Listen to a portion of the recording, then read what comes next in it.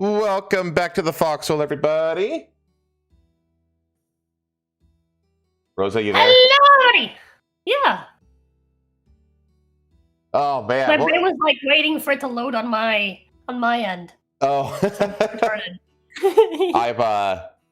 yeah. Well, we skipped last week because you were Yes. in Miami. I was in Miami. And you have since brought home multiple things, both living and not living. I mean, the truck feels like it's alive. I mean, it's alive somehow, even though I unplugged the key, so I think it counts. It's like one of the cars from Maximum Overdrive, that Stephen King story about the cars that get possessed by demons and try to kill all the people in the gas station. Yeah, except it doesn't move. It just... the AC stays on and it growls at you because the air pump is like... Brrr, It's so weird that it does that. brrr. I mean, it makes sense. It's just the air pump is just staying on when it doesn't need to. Yeah. And it's not turning off because nothing's turning off. But yeah, anyway, I'm like, luckily, like the truck came with like the original like owner's guide, like the full like paper book manual, made like printed in 2006. And so I'm just like reading through this, trying to figure everything out. that's a good idea. Yeah. Yeah, because there are like little things that are different about diesel. Like the fact that like if it's really cold outside, which probably shouldn't have to worry about, but like you have to actually like plug in the vehicle to like keep the gasoline from getting too cold, because diesel gas will become gelatinous if it gets too cold. So yeah, you have to like keep the gas above a certain temperature, and it has like a plug-in just for that in really cold temperatures, like stuff like that, you know. By the way, chat, for those of you that are like obsessed with the smell of gasoline, I don't know if you've ever smelled diesel, but it's fantastic. It's like my favorite smell in the whole world. It's so nostalgic. Like every time I turn that car, I'm like, Cuba. Right? Yeah. But anyways, how's your week? My week was good. It started with I guess the last 2 weeks we can go over kinda. Let's not. Yeah, how's the last 2 weeks? Let's not like take 2 hours or whatever to talk about our weeks. I had a very normal week last week or 2 weeks ago, however you want to phrase it. Honestly, both of my weeks were pretty normal. The unique thing is that I streamed over on your channel last weekend while you were in Miami, and I showed my obsession with this new game that I found. It's new to me. It's not a new game. It came out in 2017, so it's actually almost 10 years old. But I only recently discovered it, and it's called Opus Magnum, and it's literally like a mechanical engineering puzzle solving game. And I made a short of like the solution that I did on stream, because that one ended up being like one of my favorite solutions that I've done so far. And it got like no views, and I lost a sub. So, but I don't care because I like it. And I love that game, and I'm obsessed with it. And it's like one of like 3 games in my current cycle that I'm just like obsessing over. So there's that. I'm playing through Pal World right now, which I ranted about Pal World last night, and I don't need to go into the depths of that rant now again. But I think that game is a 7 out of 10 game. Because there are 2 distinct parts of that game. There is the survival crafting part, and there is like the creature capture and combat part. And the creature combat and gathering and catching and all that stuff is fucking awesome. It's so fun. 10 out of 10. I love it. It's so great. It's really cool how you can like produce gear for your pals and stuff like that to like give them like special little like team up abilities or whatever, or you can literally give some of them machine guns and chain guns and stuff like that, or you can give them saddles for mounting. That's really awesome. 10 out of 10 for everything related to that. The survival crafting part is shit. Okay, it is total shit. It has the same lazy abstract like technology progression. So like basically as you gain XP, you get levels, and every level you get like a certain amount of points, technology points to spend on various bits of technology, and every level you get like a handful of new things that you can craft, and you have to spend your technology points wherever you see fit. And it's the Conan system. It's the same system as Conan. I fucking despise that system. Because it's like one of the main draws of survival crafting is exploration and discovery. And the progression of your crafting and your technology and what's available to you should be dependent on what you explore and what you discover. And when it's just tied to like an arbitrary XP system where you can literally just like, I mean, in Pal World you could summon pals you could summon like big creatures to fight, specifically to fight, okay? And you can literally just like farm XP if you really want to. And in a handful of areas, and then get access to like the whole technology tree just by just farming XP and grinding out XP in the same areas if you want to. Now, obviously, you kind of encourage to go to like higher level areas because those creatures are higher level and this will reward you more XP. I get that, but it doesn't really require you to do that. It doesn't really encourage exploration and discovery. It encourages you to get more XP, right? And there's a whole host of different ways that you can do that. And I don't like it. I don't like it. I like it if I go to a new biome and I get out my pickaxe and I start hitting a wall or a new ore, and then I get a bit of that new ore. Suddenly I unlock, through the acquisition of that new ore that I've never seen or acquired before, a set of crafting things based off of that ore or material or whatever.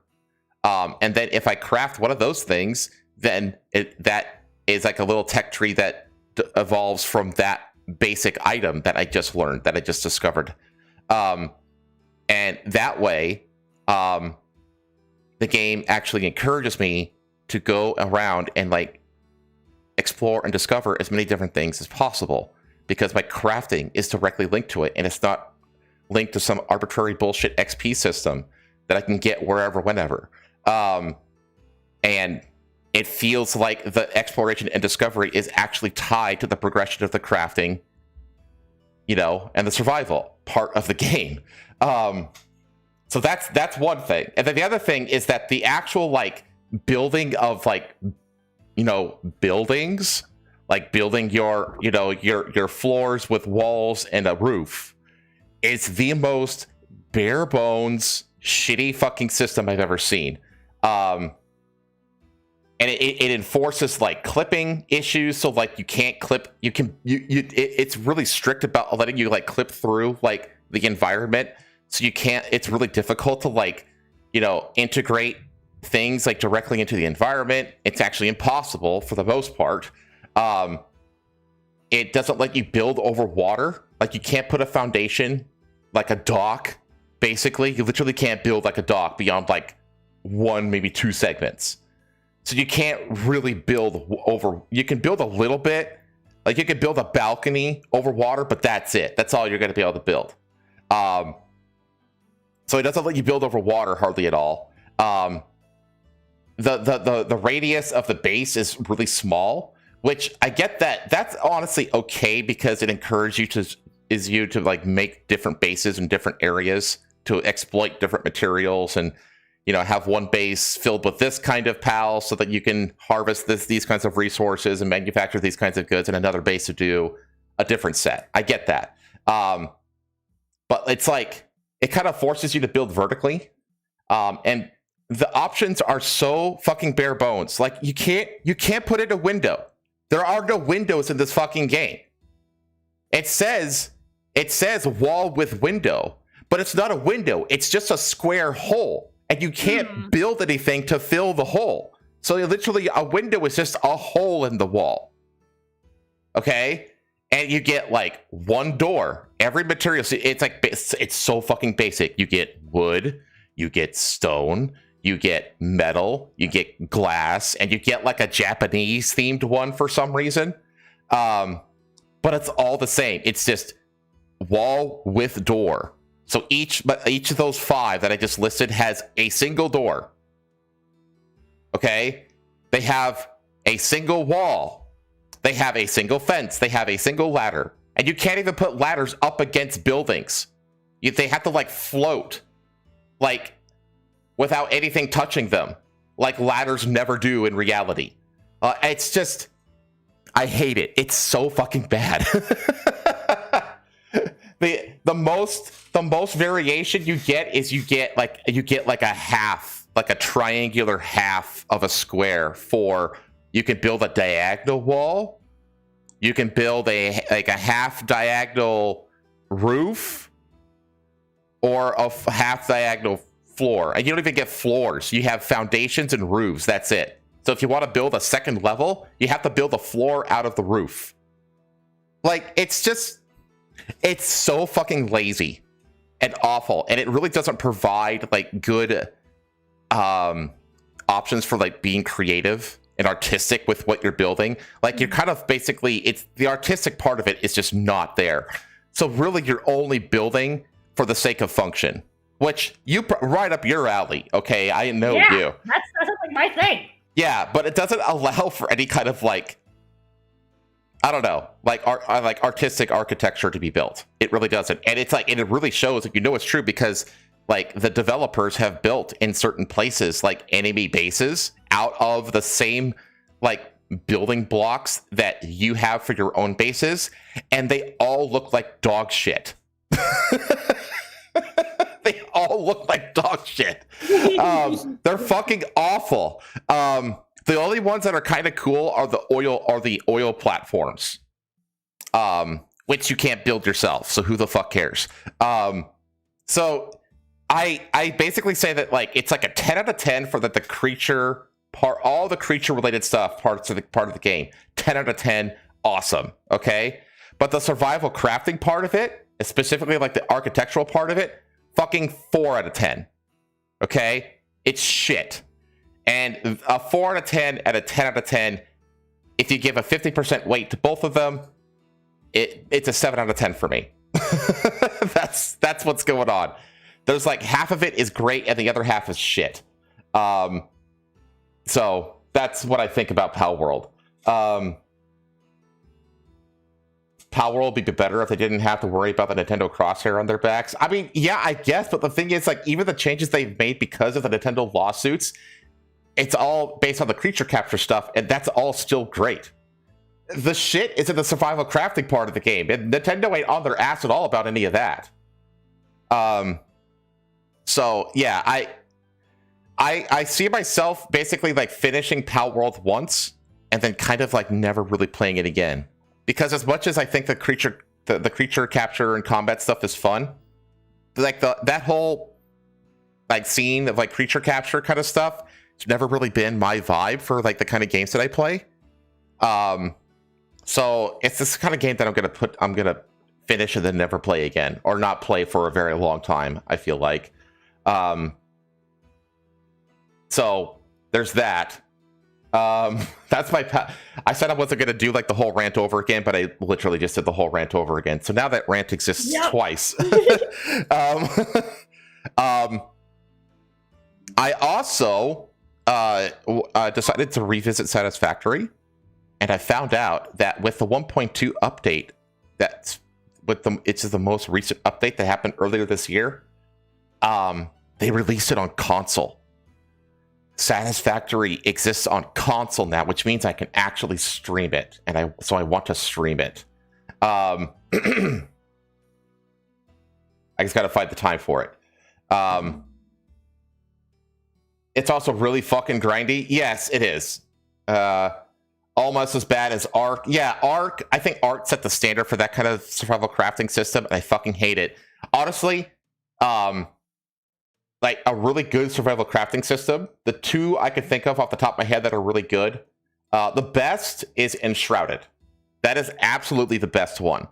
Like, and it's like not even close. It's a blowout against every other fucking survival crafting game out there. In second place, I would put Subnautica. It also has that like discovery-based progression for the crafting part. But the problem with Subnautica, though, is that it doesn't really have a lot of freedom in terms of like base building. It has like preset rooms that you have to chain together with the tubes, and you could like stack the rooms and build ladders. So there's, you get a little bit of, you can be a little bit creative with it, but it's still pretty limited.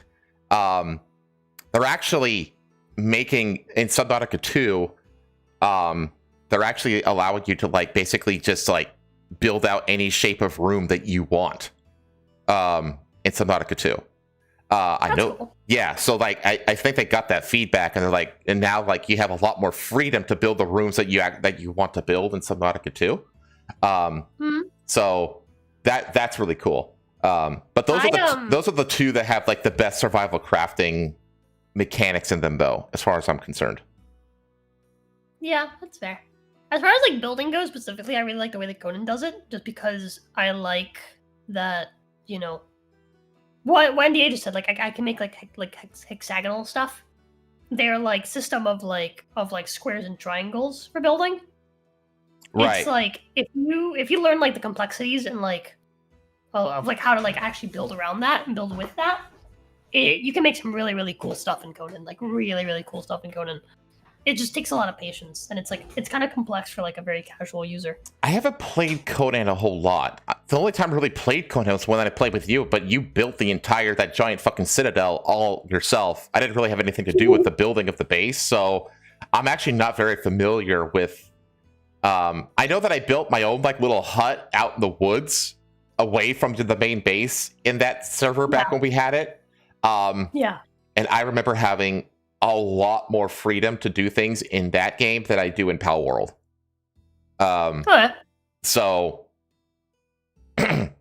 yeah. Subnautica's pacifist angle annoys the heck out of me. Can't stab the sea monster or defend it. Yeah, that is really pissing me off about Subnautica 2. Like, Subnautica 2, they basically took away the ability to kill any creatures or even harm them. All you could do is stun them. That's the only thing you can do, and they were reluctant to even give you that option. Fucking Pete, I got a hold of that game. What the fuck happened? Yeah, which is fucking crazy because in the lore of Subnautica 2, how do you eat? Yeah, exactly. You still catch fish and cook them, so that's fine. It doesn't make any fucking sense. It's fucking stupid. And it's also stupid because I looked into this because I talked about it like way back when the early access or whatever first started with it. And chat brought up like, wait till you look into it and it makes even less sense. And I did. And apparently there is like this species of like indigenous, like intelligent tribe, like underwater tribes people, like in Subnautica 2, because that's a different planet. In Subnautica 2. And they have left behind like all of their huts and stuff like that, and they have all of these weapons all over the place in like their little settlements. So it's like, so the fucking indigenous people are allowed to kill, to defend, and for food and that kind of stuff, but I'm not, because you're a bunch of gay fags. Like, fuck off.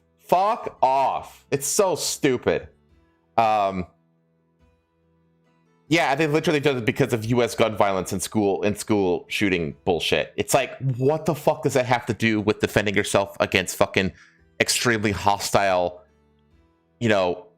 aquatic species on an alien planet? Like, the fuck are you? Like, you people are retards. You're absolute fucking retards. And they said that like, oh, we want the players to like basically like learn to like live, in harmony with like the creature. It's like that creature tries to kill me every fucking time I get like a millimeter within its territory.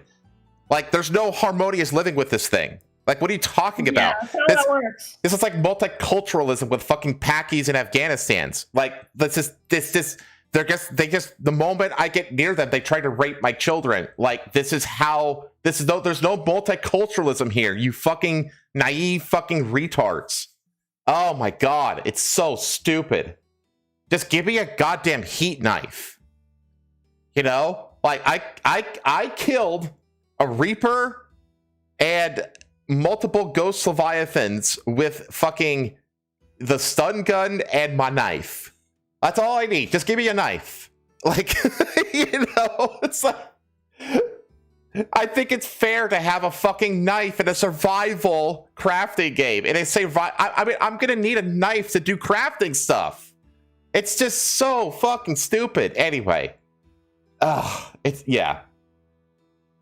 Not to mention that the virus from Subnautica 1 is a highly aggressive hive mind, which has created a thriving core of mercenaries to fight it off. Yeah, it's true. It's just, yeah, it's so stupid, man. I hate it. Anyway, and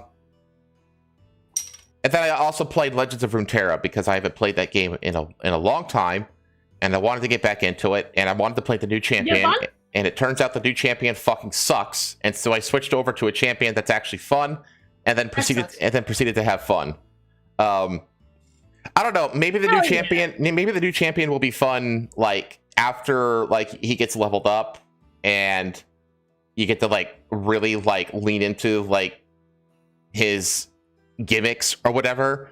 But it's based on ephemeral stuff, which isn't the most exciting gimmick, to be honest. I don't know. Like, I'm not super jazzed about the new champion that they added to the Path of Champions. I'd much rather play other more fun champions than him. Yeah, so I just switched over to my Evelyn deck and had a fucking ton of fun just destroying with my Evelyn deck. But it's cozy game. I guess Legends of Runeterra, I don't know if it's a cozy game. I mean, it's a deck building roguelike. But anyways, besides that, this week, what did I do this week? Trying to think. I finally finished Yakuza Like a Dragon. And we started our playthrough of The Man Who Erased His Name, which will not take super long, honestly. And then we're gonna finish GTA this upcoming Friday. Like that game's gonna be done. I finally got all of the side content done that I need to 100% the game, and so now we're just like barreling through like the main story missions. So I'm basically just gonna like start the stream on Friday and just play until the game is beat. And then who knows? I don't know what the fuck's gonna happen after that. And we're probably gonna finish Sekiro on Tuesday. Probably. Yeah, definitely. I mean, you only have 2 bosses left. Well, I think what I want to do is I want to focus on the last boss, like the actual last boss, and if I beat him and I still have like a chunk of time, then go and try to beat the not Sekiro boss, Yeah, the Theme of Hatred. Yeah, exactly. And then once we get around the 3-hour mark, I'll be like, okay, am I anywhere close to beating the Demon of Hatred? If not, then we'll just skip him and finish the game. Yeah, the Demon of Hatred, like, how do I put this? He's not like an actual, like, genuinely hard boss. It's just it's just very time consuming. And if you fuck up like just a few times in that incredibly long, time consuming fight, like The ape was like that, you honestly. have to restart it, you know? Because it's just very time consuming. I will say part of why it's so time consuming is because you're not using any what's it called? Any confetti. Use confetti, it'll go a lot quicker. Oh. Yeah, but confetti is expensive and it's hard to come by. And I don't want to like use it until like feel like I have a chance. You know? That's fair. But yeah, well, we're probably gonna finish that, assuming I can beat the actual last boss, which I think I can. If I was able to kill Dad, which by the way had one of the most epic fucking times, like yeah, the most epic way to like kill that boss is what happened for my first time killing that boss. Like, damn, that that was fucking amazing. But I feel like if I can get him, I can get the last boss, you know? Because that's literally all that's left. Like, we're going to start the stream, and it's just right into the last boss, because we're there. Oh, Subnautica is a cozy game? I don't know. By the end of my playthrough, yeah, it kind of was. But yeah, that's been my like streaming week. Like IRL stuff. Like I'm on like autopilot for IRL stuff. Like I'm very much stuck in my routine at this point. So yeah. nothing really Over to on report. my end, obviously, like I went to Miami. Went to my sister's quinceañera. I bought a new truck. It's got a couple of issues. Which are pretty easy to fix, honestly. Like I can, even without fixing those issues, I can probably sell it for double, like right now if I wanted to. I was actually just talking about that with Pay's brother. Mm-hmm. Because he came over to drop off the baby today, and I was outside tinkering, trying to figure out what the fuck is wrong with it. I can't figure out where the fuck it's getting power from. I really actually can't. I'll figure it out though. But yeah, it's like even with those issues, I can sell it like right now probably for like $12K. For like double what I bought it for. But ideally, you want to get it like up above 15, I think. Yeah, exactly. And so I want to fix those small little issues. Like they're like small like electrical issues, right? Like it's the only hard thing about them is I have to dig through wires, and I have to figure out what each wire is, and it's not something I know anything about. So I'm like learning on the fly, basically. Dude, electrical sucks. Electrical work sucks on cars. That's why my dad specialized in it because he knew that like he could get paid good by like specializing in electronics. Yeah. But yeah, I don't know. I'm very close to the point where I'm just like might just find someone to do it.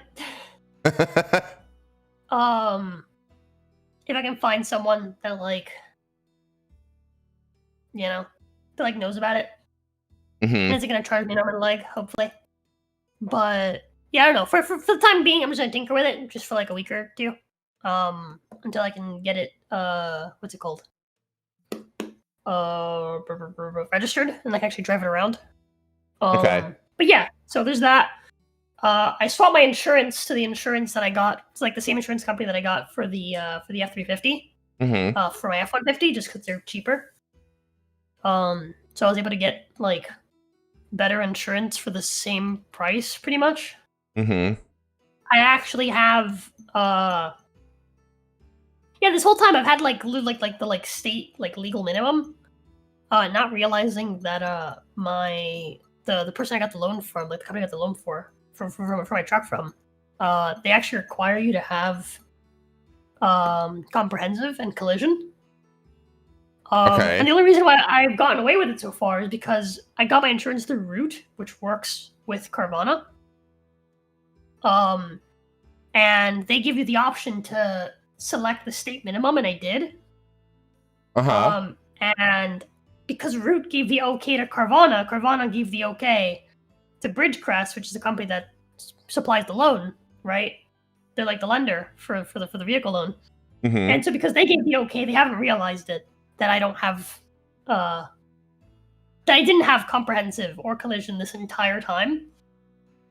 Which if they ever did like an audit and realized that I didn't, would be a huge problem. So I'm glad I figured that out. And yeah, when I swapped to a different insurance company, and now I have both of those things. And I'm paying less. So thumbs up. There you go. But let me think. What else? Last week we fixed the Skyrim crowd control problem. Okay. I found the problem and came up with the solution for it. Or at least I thought I did. I did isolate the problem though, like what it actually was, which allowed the CEO of the company of crowd control to actually fix it and make like a test build, essentially, which I got to try out and totally works, and I'm still using. Wow. So, yay! We helped. But yeah, we got crowd control to actually function, like fully function again, which is Okay. awesome. And I also got Skyrim together to function. So me and Pace started our Skyrim together playthrough last night, and we're playing some more of it after the podcast today. We're planning to play it before the podcast, but we had my nephew over. Yeah, you're good. Yeah. So, but yeah, that's pretty much my week. It's pretty much just been me doing Skyrim stuff and work stuff. I played a little bit of a Windrose yesterday with you and Boca. Not much though. I pretty much like had to go right as you arrived. You were gone for most of that stream. Yeah, and then I wouldn't say most of it, but yeah. And then you had to go pretty much like right when I got back, which is really unfortunate. But yeah, I kind of had to. Like, it is what it is. I had to go to the bank. While I was on my trip, chat, on the way from Helmsman's house to my house, on that second day of the trip, when we finally stopped to get to fill up the truck to get diesel, the pump wouldn't like accept my card unless I like put it in, took it out multiple times, and then it would only keep pumping if I left the card in. And then I had to go pee. So I was like, all right, baby, can you like hold this and like just keep an eye on the pump, until it's done, right? And then I forgot to tell her that my card was still in the pump. So we left my card. I didn't realize that we left my card there until we went to get gas again, like several hours later. And I pulled out my wallet and I realized I didn't have my card, and I was like, fuck. I left my card in the machine of that previous gas station. So I had to go to the bank so I can get a new card. And then I also had to go so I can cash in my old check from my previous bank that I completely forgot about. Because I was like cleaning up the table that morning, and then I realized, I was like, wait a minute. Oh no, I forgot to cash in my check from the previous bank when I closed my account with the previous bank. The one that closed our business account before we could deposit any money into it, that fucking bank. Yeah.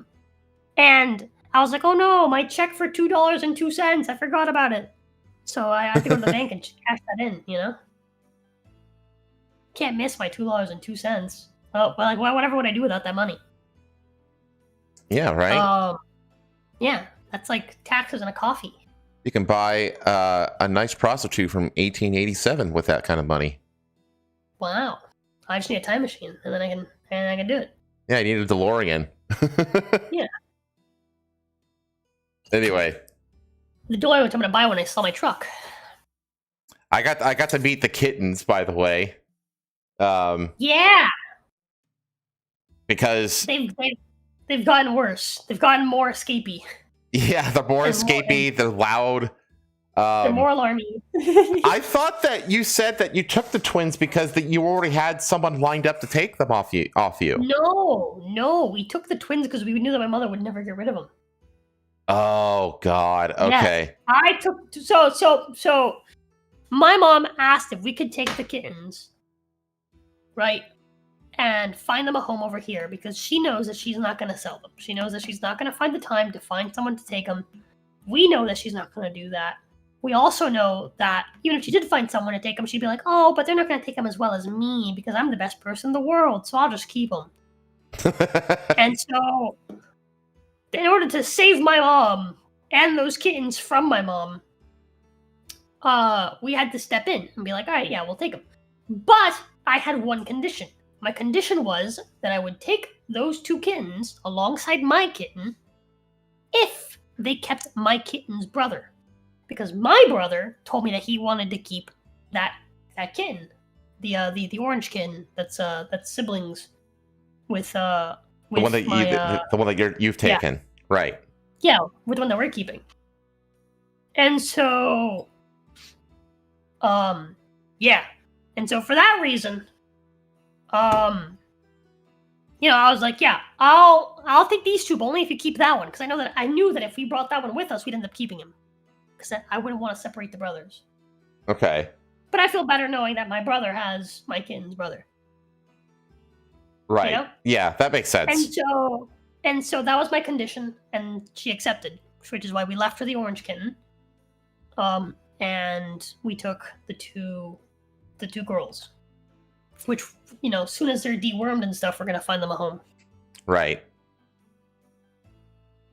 But yeah, Pay wants to wait till they're fully dewormed and stuff. We that moved makes them. Sense. Pay moved them to the living room today so that they're not killing me. Yeah, I was gonna say allergies. The allergies and the constant, literally saying the word meow. Meow. She's not done it again. She's not done it again, dude. She's not done it. But yeah, at Helmsman's house that night when we were trying to sleep, she was literally going meow. Actually saying the word. Meow. Meow. It was she was actually saying the word. It was crazy. And Pay was like, no, record it later. Let's just go to bed. She'll do it again. She never did it again. She never did it again. Yeah, exactly. Oh, man. Crazy. But yeah, that's my week. That's my week, Jet. Right on.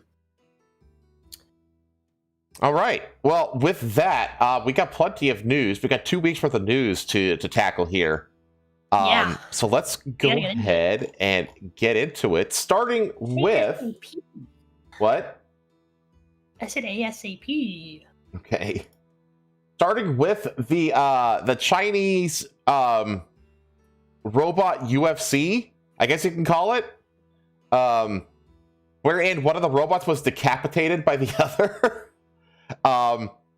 It says robot decapitated in world's first ever humanoid UFC fight, and there is video of this, by the way. We have video of this fight. To which Donnie Yen, you know who Donnie Yen is? No. Donnie Yen is he's like Jackie Chan. He's okay. Oh, yeah, he's actually trained in, oh gosh, what is he trained in? Wing Chun? Kung Fu? I don't know. And he's actually kind of like a Wing Chun / mixed martial arts kind of guy. But he was one of those Chinese martial arts movie stars, not as popular as Jackie Chan, but for people who pay attention to that part of cinema, he's very, very popular. But he was at this fight for whatever reason. But this is what that looks like. Oh, I need to change my sound source so it actually is coming out of my headphones, so there's no echo. There we go.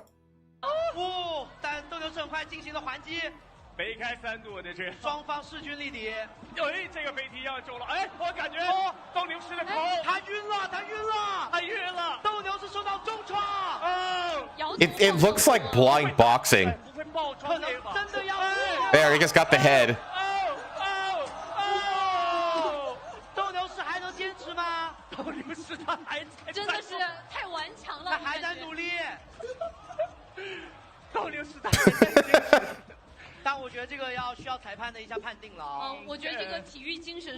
Look, it's taunting. What the fuck?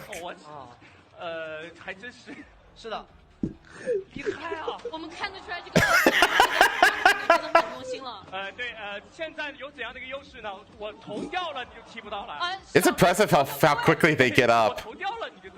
Yeah. Holy shit! Oh my god! This is awesome. They're like missing more than half the time, but I mean, it's still pretty awesome. I find it funny more than anything.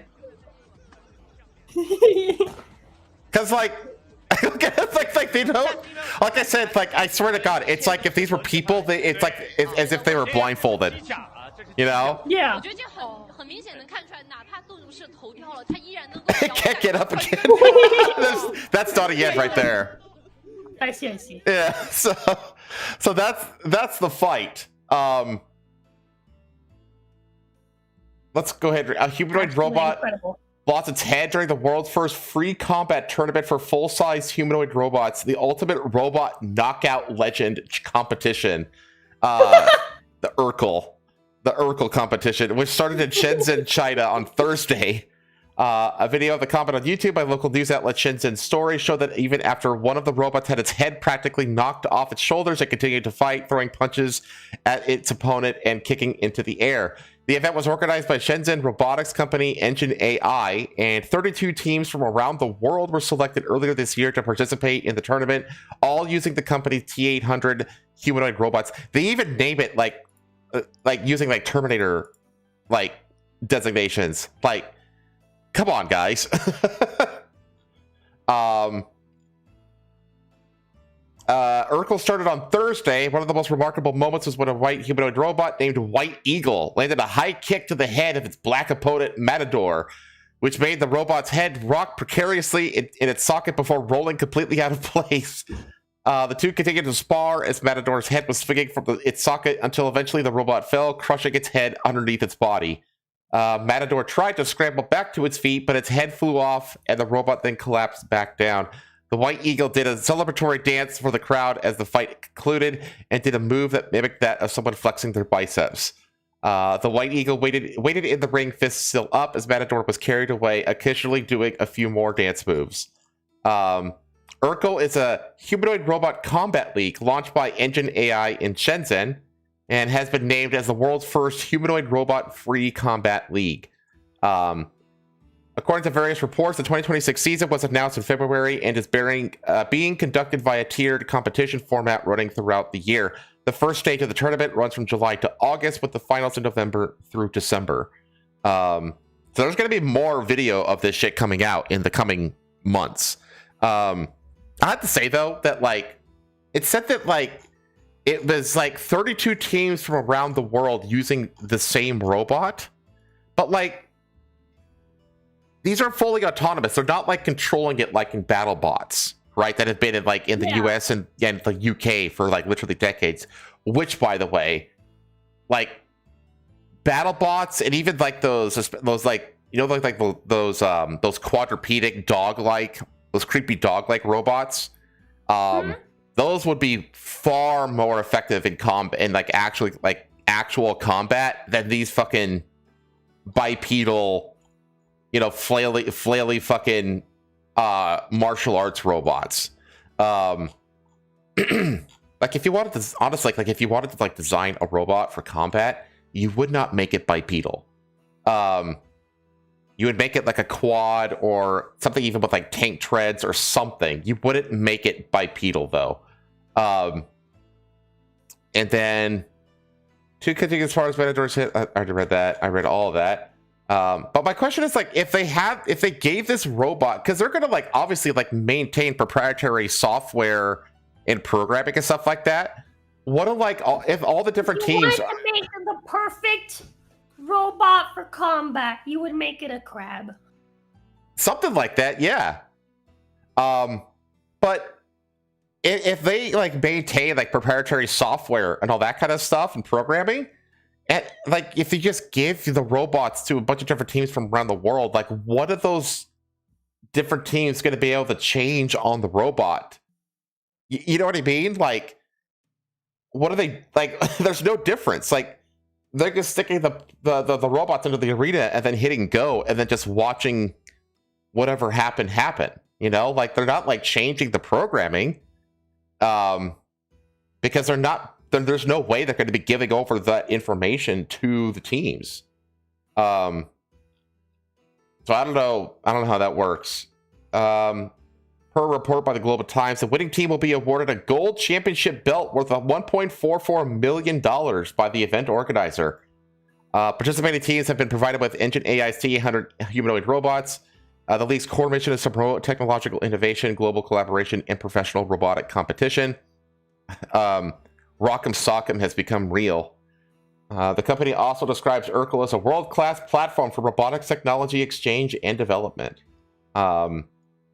T800 is Engine AI's full-size general-purpose humanoid robot, which stands at around 173 centimeters tall and I have no idea how actually tall that is in, like, normal people numbers. Actually, I take that back. America is we're the only ones that measure height by fucking inches and feet. Like, so I have no idea what 173 centimeters translates to in inches and feet. 29 mobile joints across its body, enabling it to perform a wide range of human-like movements. The robots cost around $40,500, and each one weighs between 75 to 85 kilograms. They also have a multimodal perception system featuring a 360-degree omnidirectional radar and millisecond-level environmental data processing. Machines are also equipped with an active cooling system designed to enable continuous operation and high-intensity activity for up to 4 hours. Additional specifications published by the company include joint torque of up to 450 newton meters, aviation-grade aluminum alloy panels, and a modular solid-state battery architecture. Engine AI said that all of these features enable the robot to perform martial arts-inspired actions, including combination punches, flying kicks, roundhouse kicks, and other complex movements that are featured in combat demonstrations. Yeah, none of which are... I mean, I guess, like, if you take a roundhouse kick from a metal foot, yeah, that's gonna fucking take you out. But of, like, actual, like, real, like, street combat and actual combat, like, that shit just goes right out the window. But I think everyone's seen this video, too, of, like, the synchronized... You know, they're doing flippity-doos, and they're doing, like, wushu nonsense and stuff like that. Which is very flashy and impressive, but, like, again, not the greatest in actual combat. But, again, yeah, like... If you just took one of those like quadrupedal like dog robots with a fucking buzzsaw on its face charging at these things would like take out a whole fucking battalion of these things. You know what I mean? Like, like bipedal martial arts robots is like by far and away not the most combat effective kind of robot. But anyway, let's see. The bot should have tentacles because if your wife can't kill you, then there needs to be a threat of non-consensual butt stuff to maintain the risk of reasonable threat in a relationship. It sounds like NDA has like really thought this out. Yeah, robot army ain't gonna be these are gonna be see the drones we're seeing now. Yeah, exactly. Like I mean, honestly, I'd be like way more terrified, like just hearing. Like, have you seen those videos of like the Ukrainians and the Russians, like being hunted down by drones with, you know, explosive attached to them, like suicide drones? Yeah. That the sound of a drone in the distance is that sound. Yeah, that is like that is way more terrifying to me than if I saw one of these fucking things like charging at me. You know what I mean? Well, I mean, I don't know. Here's the thing, right? At the end of the day, like that response to that sound, right? That's a sound that we've all deemed as normal for a long time, but now we watch that sound lead to death. I think that's a behavioral like response. Like we've been taught to fear that, right? Versus like if all of a sudden we had videos of these guys kicking babies, you know, all the time, right? That wasn't just like that one kid that got roundhouse. Exactly. Yeah. Now imagine that kid got roundhouse and his head fell off, right? Right. And now imagine we started employing these in like the military, and these were, you know, just running around fucking, you know, slamming into people and like tearing off their limbs and shit. All of a sudden, that sound of of them running towards you would become a very horrifying sound. Similar to the drones, like, yeah. Exactly. I do think the experience of it is what it is, and I think if they ever reach the point where they make these, you know, if they ever like make these for combat and they start actually being effective in combat and they start actually doing stuff that's scary, I think we'll very quickly begin to not Like, feel the way we do about it right now. literally T-1000 army. Yeah. Yeah. Exactly. Like right now they're silly because right now they're literally being silly. We're using them for silly stuff. Right. But the second we stop using them for silly stuff and start using them for serious stuff, we will suddenly feel very seriously about it. I get that. That makes sense. That's my take. Even then, though, like if I had the same, like, I feel like if I had the same amount of fear of seeing one of these things versus one of those fucking drones, I would still feel like I had a better chance against one of these things because it's just a bigger target for me to shoot. You know? Yeah, true.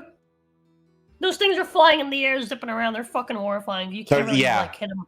Yeah, exactly. That's the thing. It's that like they're so damn tiny and they're so maneuverable. You know that like it's really difficult to actually hit them. Whereas these things, you know, it's aim center mass, pretty much. I mean, either way, you know, these have the potential to be terrifying, but like again, you just strap us, you know, combined like the battle bots with those fucking, you know, quadrupedal Boston Dynamics, you know, dog bots, and you have, you know, I mean, mount a fucking gun on top of those dog bots, which they've done, by the way.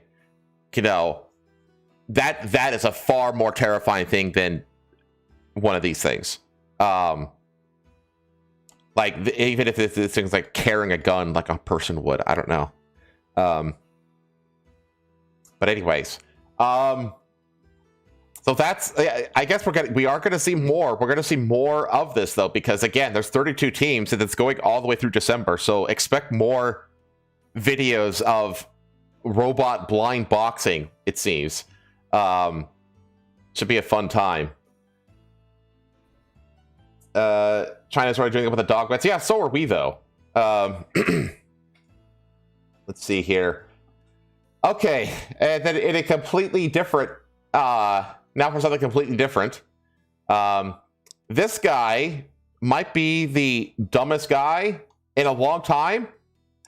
This guy was either installing or cleaning or something like that, a porta potty, and he dropped his Mountain Dew into the porta potty, and instead of just I'll buy another one, he dove into the porta potty to retrieve his bottle of Mountain Dew and got stuck.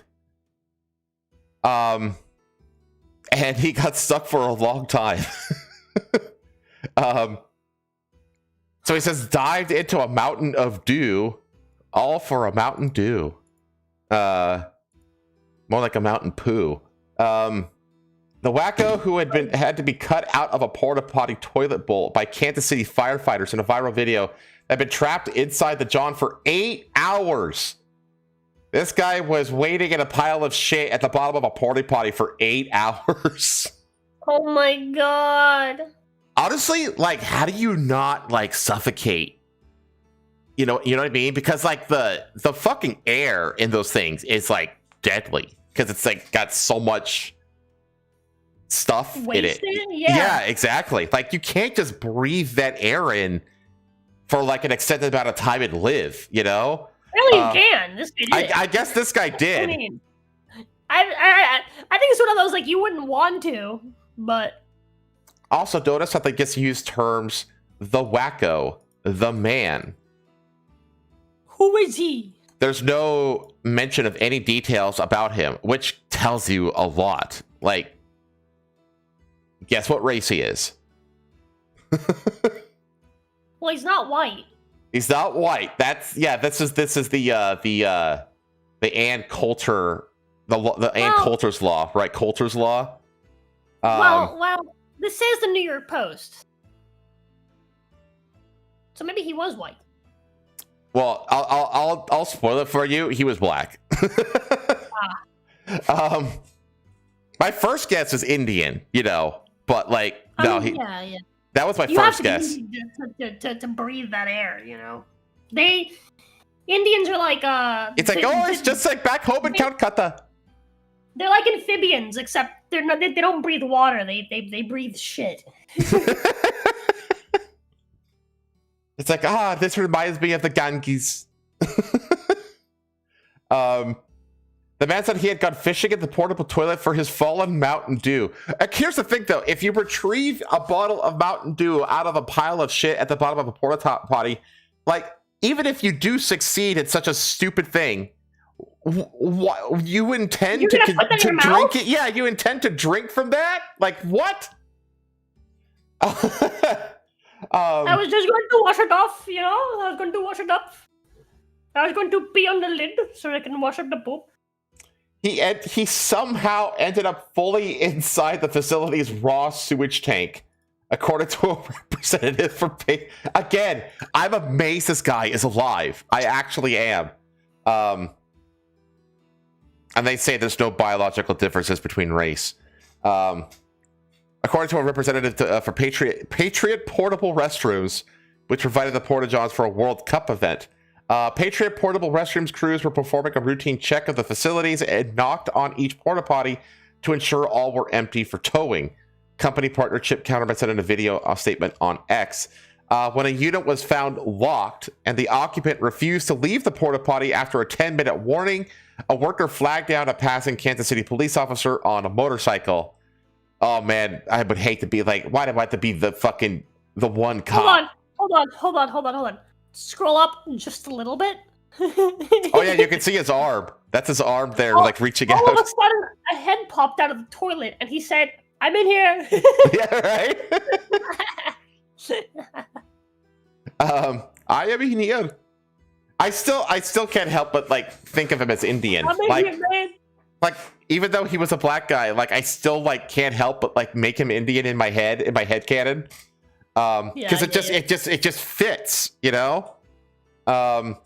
Officer demanded to know why the man had not left the porta potty. The unidentified nut, again, they just refused to say anything about him.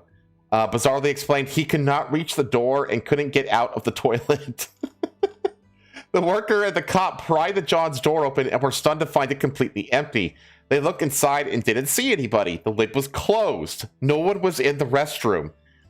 So, this guy, he couldn't even. That's the thing. Like, I was also thinking that was he like sticking like his lips like up into the hole so he can like breathe like relatively normal air. Understand. But no, I don't understand. The lid was closed. The lid was closed. He was so far down he couldn't even reach up to like pop the lid open for like for the slight chance of escape, of ventilation, But he was just stuck like in literal darkness in shitland. All of a sudden, a head popped out of the toilet, and he said, "I'm in here." Okay, so if his head popped out of the toilet, then he could reach it. Like, why wouldn't he like make the lid open so he would have like some light, maybe a little bit of air? I don't. I kind of like it with the lights off, man. Makes it easier. Pair called the fire department, which used handheld saws to cut the porta potty hostage out of the plastic toilet tank, and then hosed him down with water from its fire truck. That ain't gonna be enough, bro. That will not be adequate. I dropped my Mountain Dew bottle in there, man. I was just trying to get it out, and then I got stuck. I got stuck in a shitty situation. Oh my god. The man told first responders he had been trying to retrieve a Mountain Dew bottle he had dropped inside the waste tank the night before. If true, that would be the nut job was in the porta potty tank for 8 hours before he was liberated from the crappy situation. That's all right, man. It's all right. I lived off of the ass fumes. This is it. It says update the article with a photograph. I want to see what type of person goes swimming in a porta potty cesspit to retrieve a beverage, presumably so he can drink the rest of it. Oh, never mind. I see his arm and hand sticking up out of the toilet in one of the photos. That'll do. It's like, yep, called it.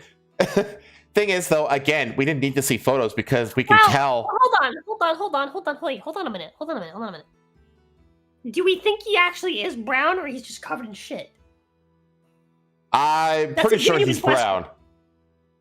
It's a genuine question. I'm saying you never know. Might just be shit covered. I mean, I guess, because I assume he went in feet first. Like if I was like forced at gunpoint to climb down into the hole of a porta potty, I would go in feet first, right?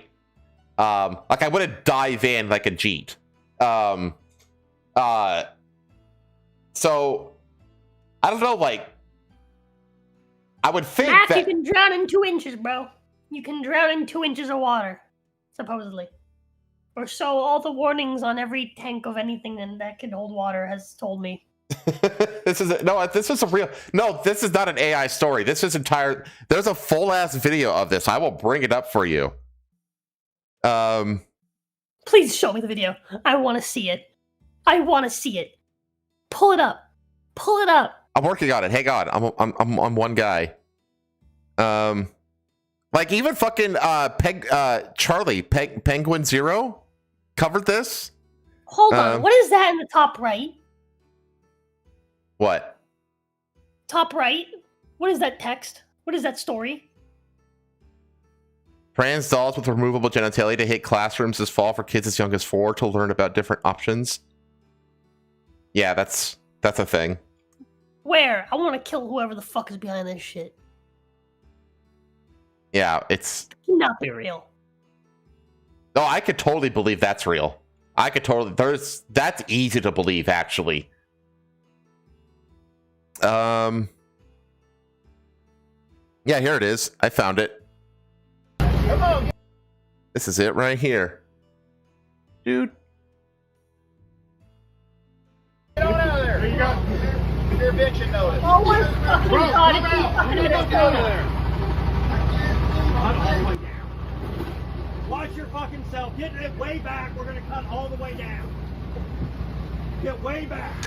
These fire department people, the police are so fucking pissed that they have to deal with this. They are so mad at this guy. Yeah, they found it. Making me deal with this shit and stink. Watch your arm. Where's your arm at? Yeah.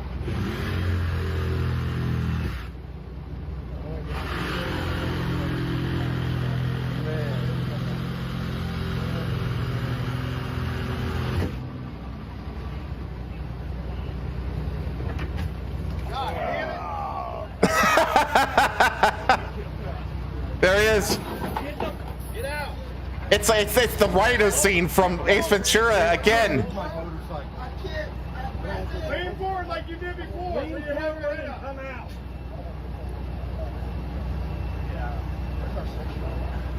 You can see he's got shit on him. How? How did he? You know what I was like. Everybody's like, I fucking hate this. Lean forward. Lean forward. Lean forward. Put your arms out. Get out. Lean up like you were before. Now other way. Push it the other way. Other way. Now There lean you go. forward. Yeah, I'm gonna try. I think you're right. I think he's black. I'm black. Yeah, he's a black guy. Retarded. Yeah, he's too dumb. You holy fuck! What the hell? No, I'm not listening. Put your head through the thing like when you were when you first showed up.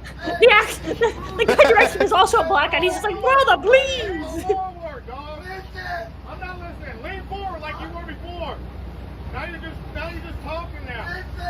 No, lean forward. Put your head through. They do not want to deal with this Oh, he's guy. not. He's not. Hurry He's up. just that dude. Bro, come on. So lean forward like you have your head through the front. You got space now. No, you stick your head through. Oh my god, just leave him in there. It's a fucking Darwin Award winner. I'm the dumb fuck while sitting in a fucking urinal.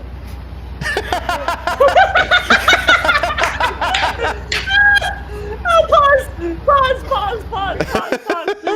I'm the dumb fuck while you're sitting in the fucking urinal. Yeah, Oh yeah. my god! That was fantastic. I loved it. Good job. Thank you, officer. Thank you so much. I'm gonna take your left arm. Take that left arm, put it straight up. Put it straight up. Bro, put that arm up. I swear to God, like, why are minorities like trained to be confrontational towards law enforcement officers? Like, it's like they can't help themselves. Like, like just do what they're telling you to do, bro. Oh my God. Put your left arm straight up. Listen to me. Left arm straight up. There you go. Now lean forward. Lean forward. Keep leaning. Push back a little. Come on. I can't! I can't!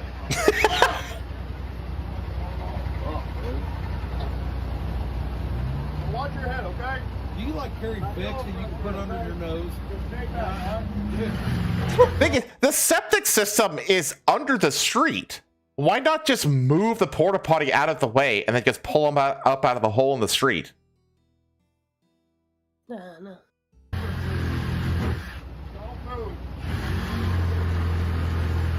Yes, that's the video that we have. Yeah. I expect nothing less from the African American community.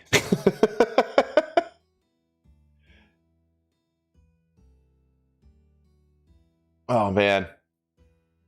It's a contained system. It said he ended up inside of... Hang on. He Yeah, could I was not... gonna say I don't think it's a septic tank thing for that. Head popped out of the I don't toilet know and said, "I'm in here." How is it impossible for him to... Wait, he got his entire body in this little tiny space to get his Mountain Dew bottle? Like, Yeah. what? Yeah. Oh my God, just leave... He's laying down in there with his feet to the left. You're right. Oh my God, just leave him in there. Like... Yeah, dude, just close that shit. That is his The entire coffin. thing, just the entire thing, just throw it into a fucking trash compactor, all of it. There's nothing of value in there. Right, yeah, exactly. It's just all shit. Oh my God. Yeah, Mac's right. Like you gotta, That- you gotta that's really an try to important system. like bend your knees and like get your whole body fucking down in there. And the guys are right. There's no reason he can't get out of this. It's like literally do a sit up. That's all you have to do. Literally just do a sit up. I can't, man. I can't. You fucking retard. I'm the Found retard. man. I'm the retard when you're the one down inside of the toilet. Yeah, it's like I can't do it, you dumb fuck. It's like I'm a damn Oh man. Oh man. Just incredible. But yeah, this is the incredible case of the room temperature IQ man who found himself trapped in the septic part of a porta potty for 8 hours. Speaking of shit related, we have unfortunately we have a lot of poop related news. We have to talk about the explosive diarrhea lettuce that has been causing problems across the United States. So there's been a probe into explosive diarrheal cases, points to Taco Bell and bad lettuce. Lettuce and salad greens have become the prime suspects in an explosive outbreak of the diarrheal parasite Cyclospora, which is surging nationwide but erupting to extraordinary heights in Michigan. In recent years, Michigan has typically reported around 50 cases of cyclosporiasis, which causes urgent bouts of watery diarrhea, abdominal cramps, and nausea. But this year, as of July 14th, the state has reported 3,309 cases of the foodborne pathogen. Of those, 44 have been hospitalized. Jesus. That seems like a lot. Based on interviews with more than 1,000 people sickened in Michigan, the latest data is pointing to leafy greens as the source, according to the Michigan Department of Health and Human Services. Although we do not have a definite product identified as the source of the outbreak, we want to let Michiganders know that we have learned so far that they can take steps to protect their families. Natasha Bagdasarian, Michigan's chief medical executive, said in an announcement. Earlier information has shown lettuce as a common product that regularly comes up during the investigation. We will continue to provide updates as we learn more. And then Taco Bell was like the first like culprit as a source. So separately, the Washington Post reported that the state and federal officials are looking into whether Taco Bell restaurants may have been a source of food contaminated with the single-cell parasite. According to local media sources in the Detroit area, Taco Bell restaurants put up signs reading, "We are currently unable to sell lettuce, cilantro, onion, pico de gallo, and guacamole due to a nationwide recall." So basically all the stuff that gives their food flavor. Got it. Yeah. It's unclear what recall the restaurant is referring to, no nationwide recalls have been announced by Michigan or federal authorities related to cyclosporiosis cases. The Post reported that Taco Bell did not respond to multiple requests for comment on the signs of the decision to pull certain produce. Let's see. Some second people interviewed reported having eaten at Taco Bell's, while others did not, suggesting that there could be multiple sources of the contaminated food item. Well, yeah. That makes sense. Taco Bell's not contaminating it at Taco Bell. Yeah, and it's not like whoever is supplying Taco Bell with the lettuce or their vegetables is like got like Taco Bell as their only buyer, you know? Yeah. Says that identifying the source can be difficult because it takes up to 2 weeks between when a person eats contaminated food and when they develop symptoms. Making recall That's of rough. that's things like that makes it extremely difficult. Complex food distribution networks. Yeah, I mean, Michigan is seeing the highest number of cases. At least 33 other states are also reporting illnesses. New York has reported almost 500 cases. Ohio is seeing about 400. North Carolina has reported at least 240. Centers for Disease Control and Prevention is collecting data on cases, but has been slow in reporting them. After the story was published, representatives for the CDC and the FDA updated their data and held a press briefing on the situation. CDC is now reporting 1,645 cases across 34 states as of July 13th, with 141 of the cases being hospitalized. 0 deaths so far. It's rare they ever fatal. CDC said that it is aware of reports of more than 5,100 additional cases from state and local health departments. CDC and FDA believe that multiple clusters of disease are driving the large case count and wide distribution of illnesses across the country this year. Skyrocketing cases in Michigan, however, are thought to be part of a multi-state outbreak spanning Ohio, Virginia, and Western Virginia. In the briefing, Gwen Biggerstaff... That's a fantastic name.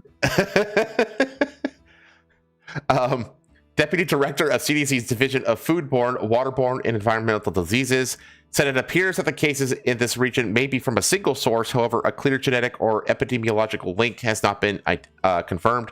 CDC has created an outbreak investigation page for updates on it. They're basically, this is all just saying that they're really trying to tackle this thing down. Now, the first thing they did was they said that there was a source that was in, it was like, not Tyson. Actually, is it in this one? Let's see. Newly linked states.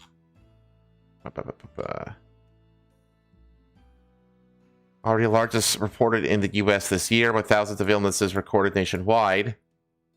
So they usually get 200 to 1,000 annually, and they've gotten like more than triple this high number in Michigan alone. That's pretty bad. Let's see. It's unclear if he was serious. U.S. Health and Food Regulators have zeroed in on shredded iceberg lettuce supplied by Taylor Farms, a privately held California-based company from its plant in central Mexico. So this was like the first thing that they did where they tested Taylor Farms in this plant in Mexico, but it turns out that it was a false positive, and so they're kind of like they're back to square one. They don't really know like what's going on. There's been like really retarded conspiracies and stuff like that, because there's like I seen like I look on Twitter and all like the TDS Twitter accounts are like the president and CEO of Taylor Farms donated like $1 million to like the Trump campaign or Trump's PAC organization, political action committee organization or whatever. And then after this happened, he got tested and got a positive, and then all of a sudden it was deemed as a false positive. What a coincidence. It's like, no, that shit just happens, and I guarantee you that that guy also donated to like the Democrats too, because they want to have influence to both parties. So no matter what party wins, they have. I also guarantee that Taylor Farms is not very happy about the fact that they were considered the culprit for a very, very long time, and they're not being reimbursed for all their fucking losses. Yeah, well, yeah, because they initiated like a massive recall of not just lettuce, but a bunch of other shit too. And it's just like if they weren't the one accused, there's a good chance that they wouldn't have done that. Now they might have done it because, you know, there's a judgment call. You know, even if they don't know that if you don't know that you're the culprit, sometimes you want to do like a recall anyway just to be safe. But they were kind of forced to do it anyway. Once they got hit, with the accusation that was like later like deemed like, oh, oopsies. Mexican health authorities on Thursday said that the thing is like I could see it coming from Mexico. Like that makes sense.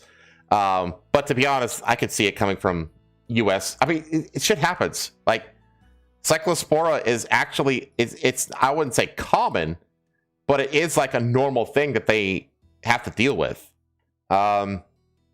Let's see. So the samples of the lettuce and water from the facility tested negative for Cyclospora.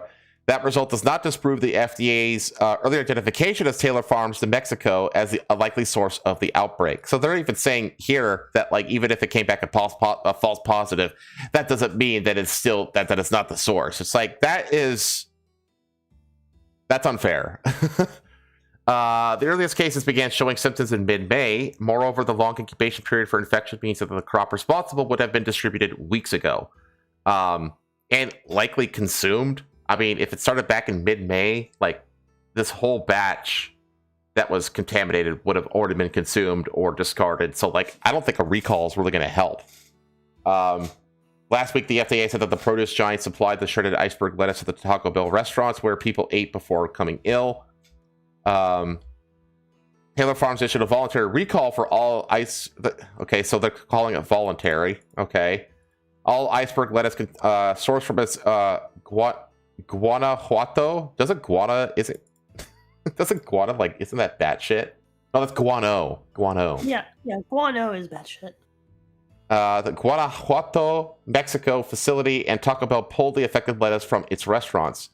CDC has so far tallied 1,947 people infected with Cyclospora who also reported eating at Taco Bell in the 9 states. Illnesses in the outbreak tied to iceberg lettuce began on June 22nd and have continued through July 20th. The federal count has lagged behind state tallies, so some of the states hit by the outbreak have reported much higher numbers of infections. Taylor Farms has drawn criticism for its response to the outbreak. Some health experts blasted its recall notice, which included abbreviations that did not allow consumers to understand easily if they had bought or eaten any product that was at risk. After the FDA reported a false positive of lettuce samples from Taylor Farms on Sunday, the company issued a statement saying that the health agency had apologized. FDA later clarified that it had not apologized to Taylor Farms. And the company deleted the statement on X, although it is still available on its website. Agency also said it still considered the company's iceberg lettuce the likely source of the outbreak. So despite the false negative, the agency is trying to save face here, it sounds like. Taylor Farms supplies lettuce and other products to major retailers such as Walmart, Target, and Whole Foods, as well as restaurant chains, including Taco Bell. That's where we are now. But all is well because... Oh, what the fuck? Oh, there it is. Because Danhausen has decursed the lettuce. It's fine now, chat. Who wants the team uncursed?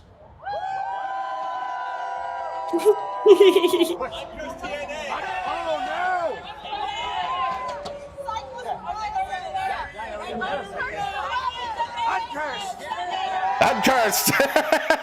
It's okay now, chat. You can. It's fine. It is now uncursed because Danhausen has done so.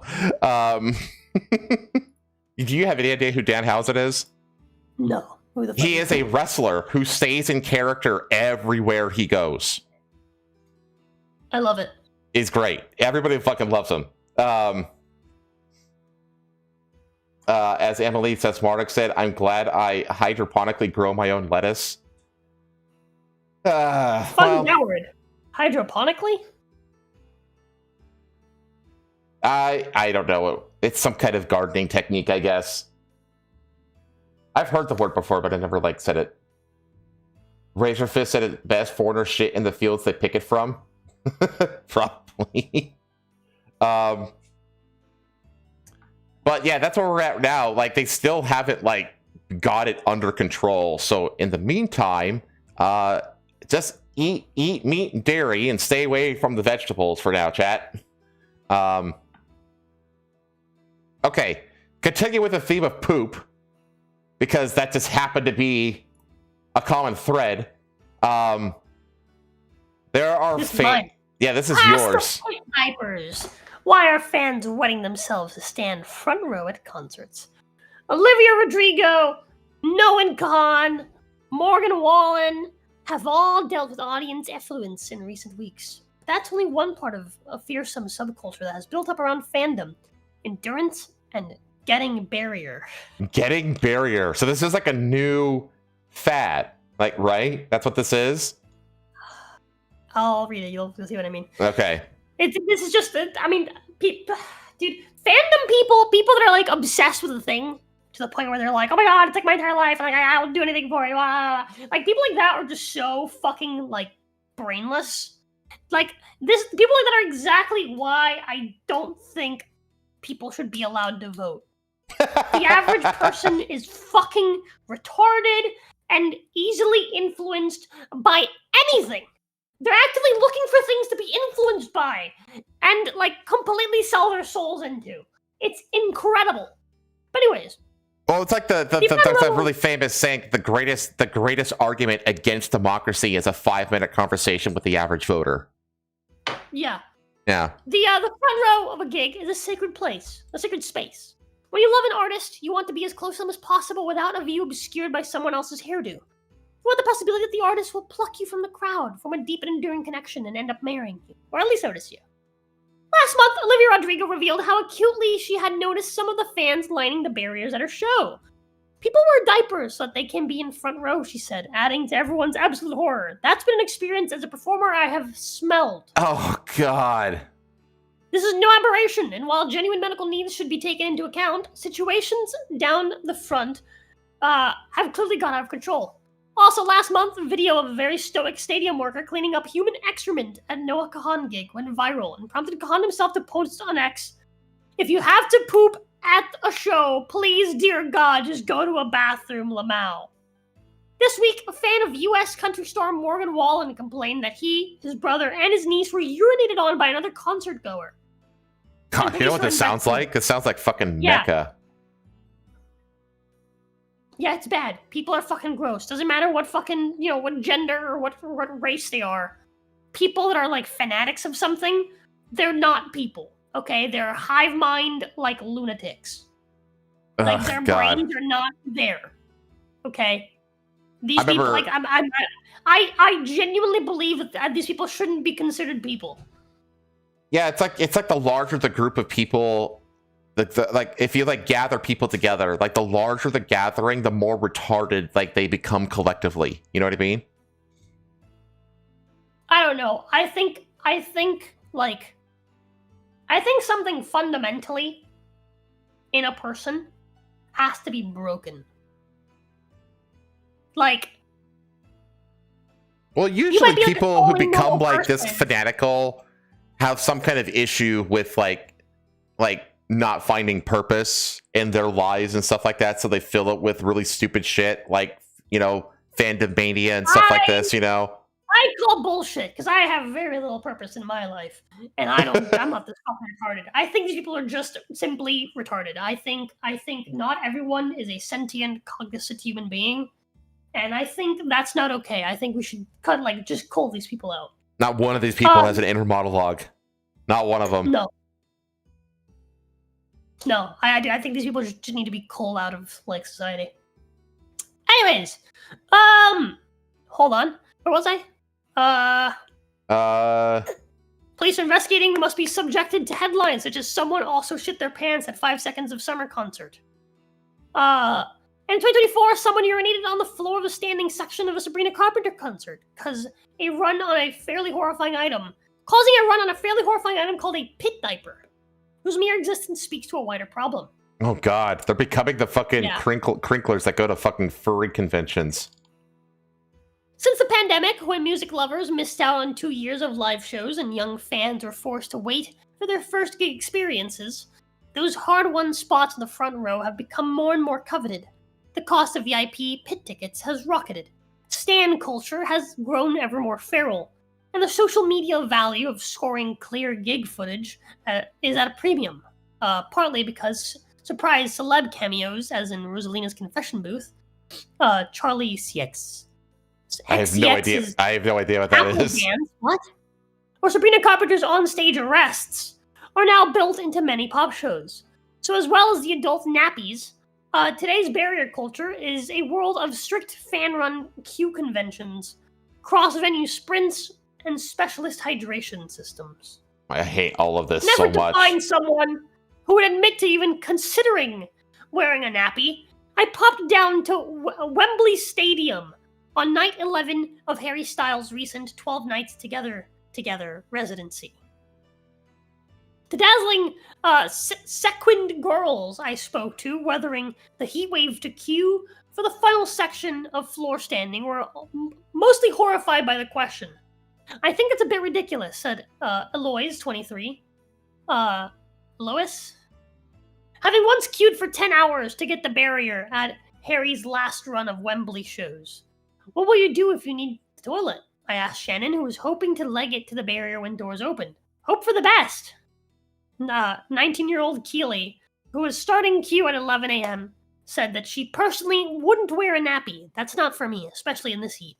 I'd feel really unnatural to wee just in front of everyone.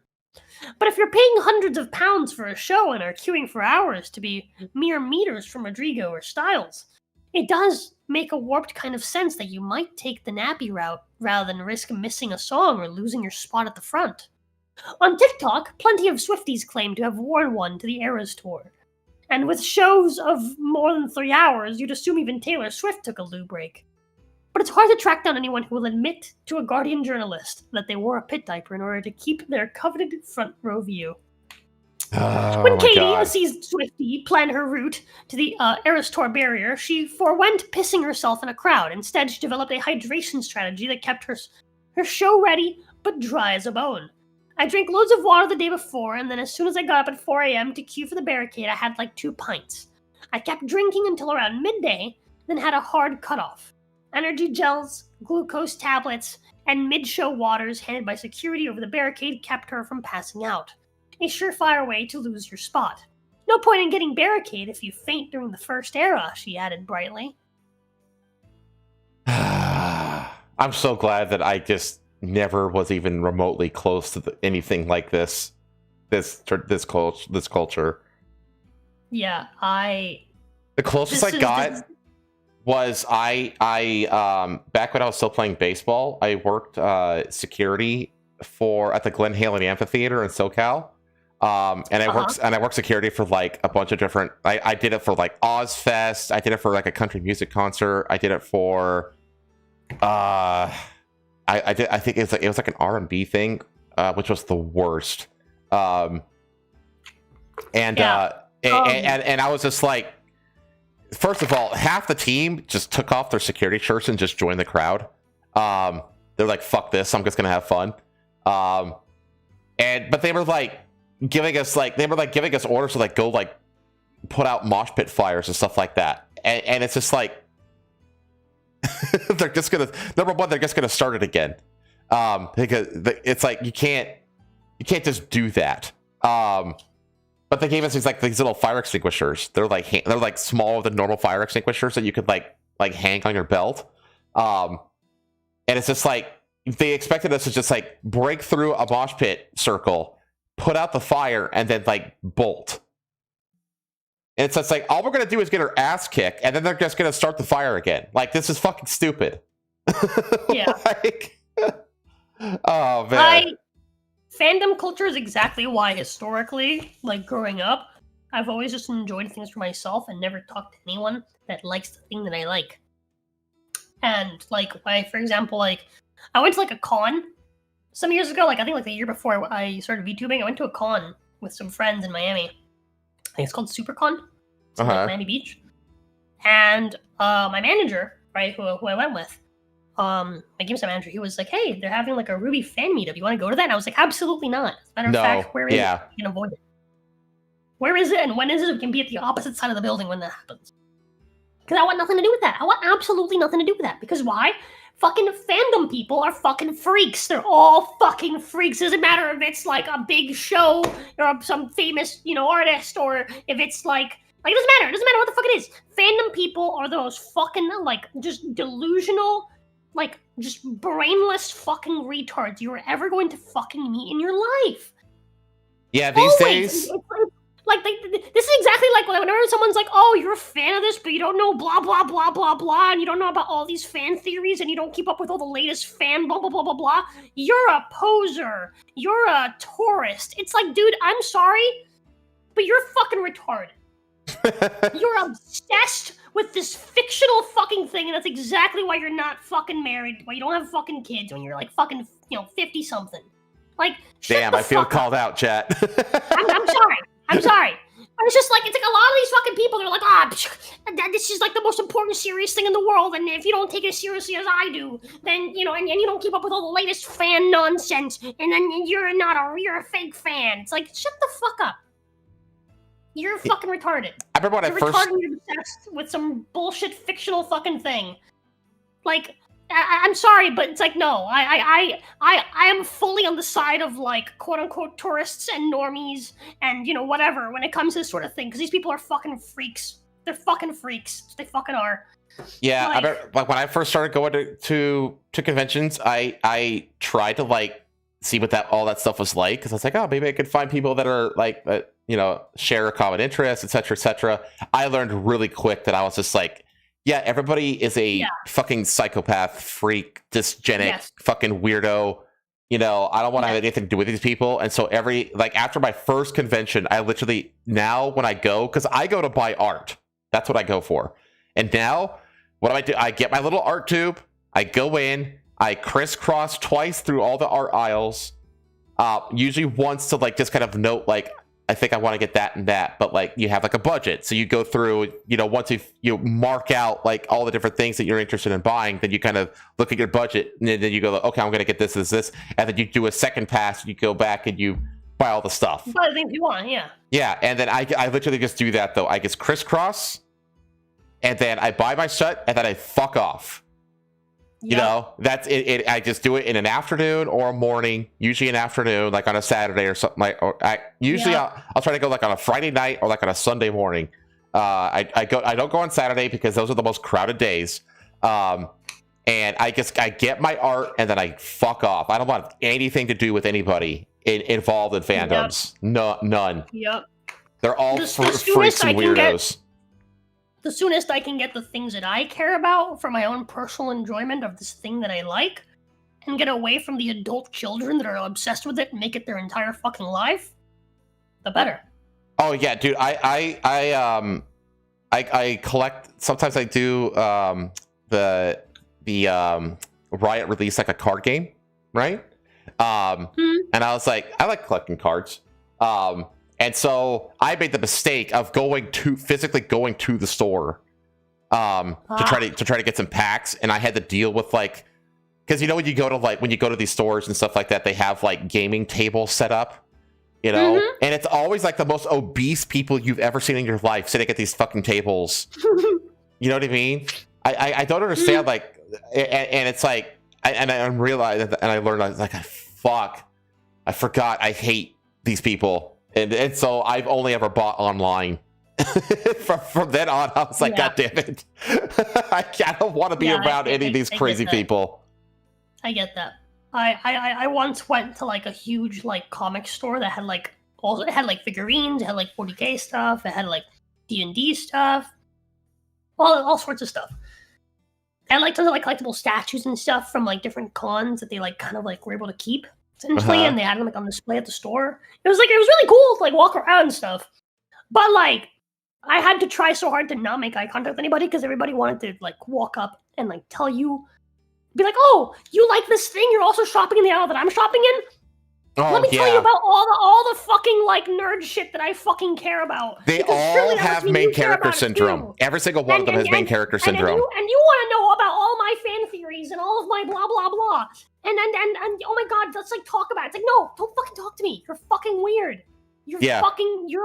You're obsessed to a degree that is like that I haven't had since I was a child watching Power Rangers. Okay, like I'm sorry, but the only way that this is okay is if you literally have like an adult whose entire job is to take care of you and make sure they don't fucking piss your fucking pants because you're a literal adult child. Like, that's the only way that this is okay. This behavior of yours is okay. Is if you're literally like diagnosed with some shit and you need to have an adult take care of you. Because like what the fuck is wrong with you?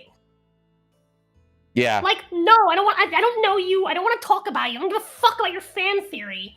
Right? Like, I don't give a fuck about any of this shit or how the fuck you obsess over this thing that I like. I like it in passing. On top of all my other things that I care about that make up me as a person.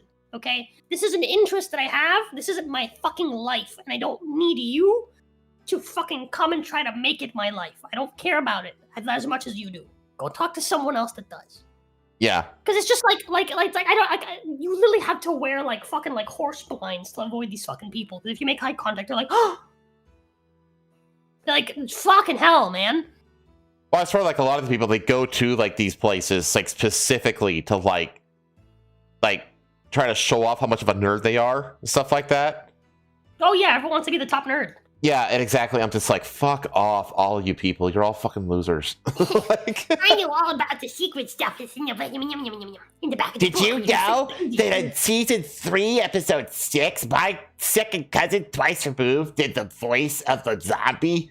Like, isn't that cool? it's like, no, fuck off. I hope your cousin dies. Like,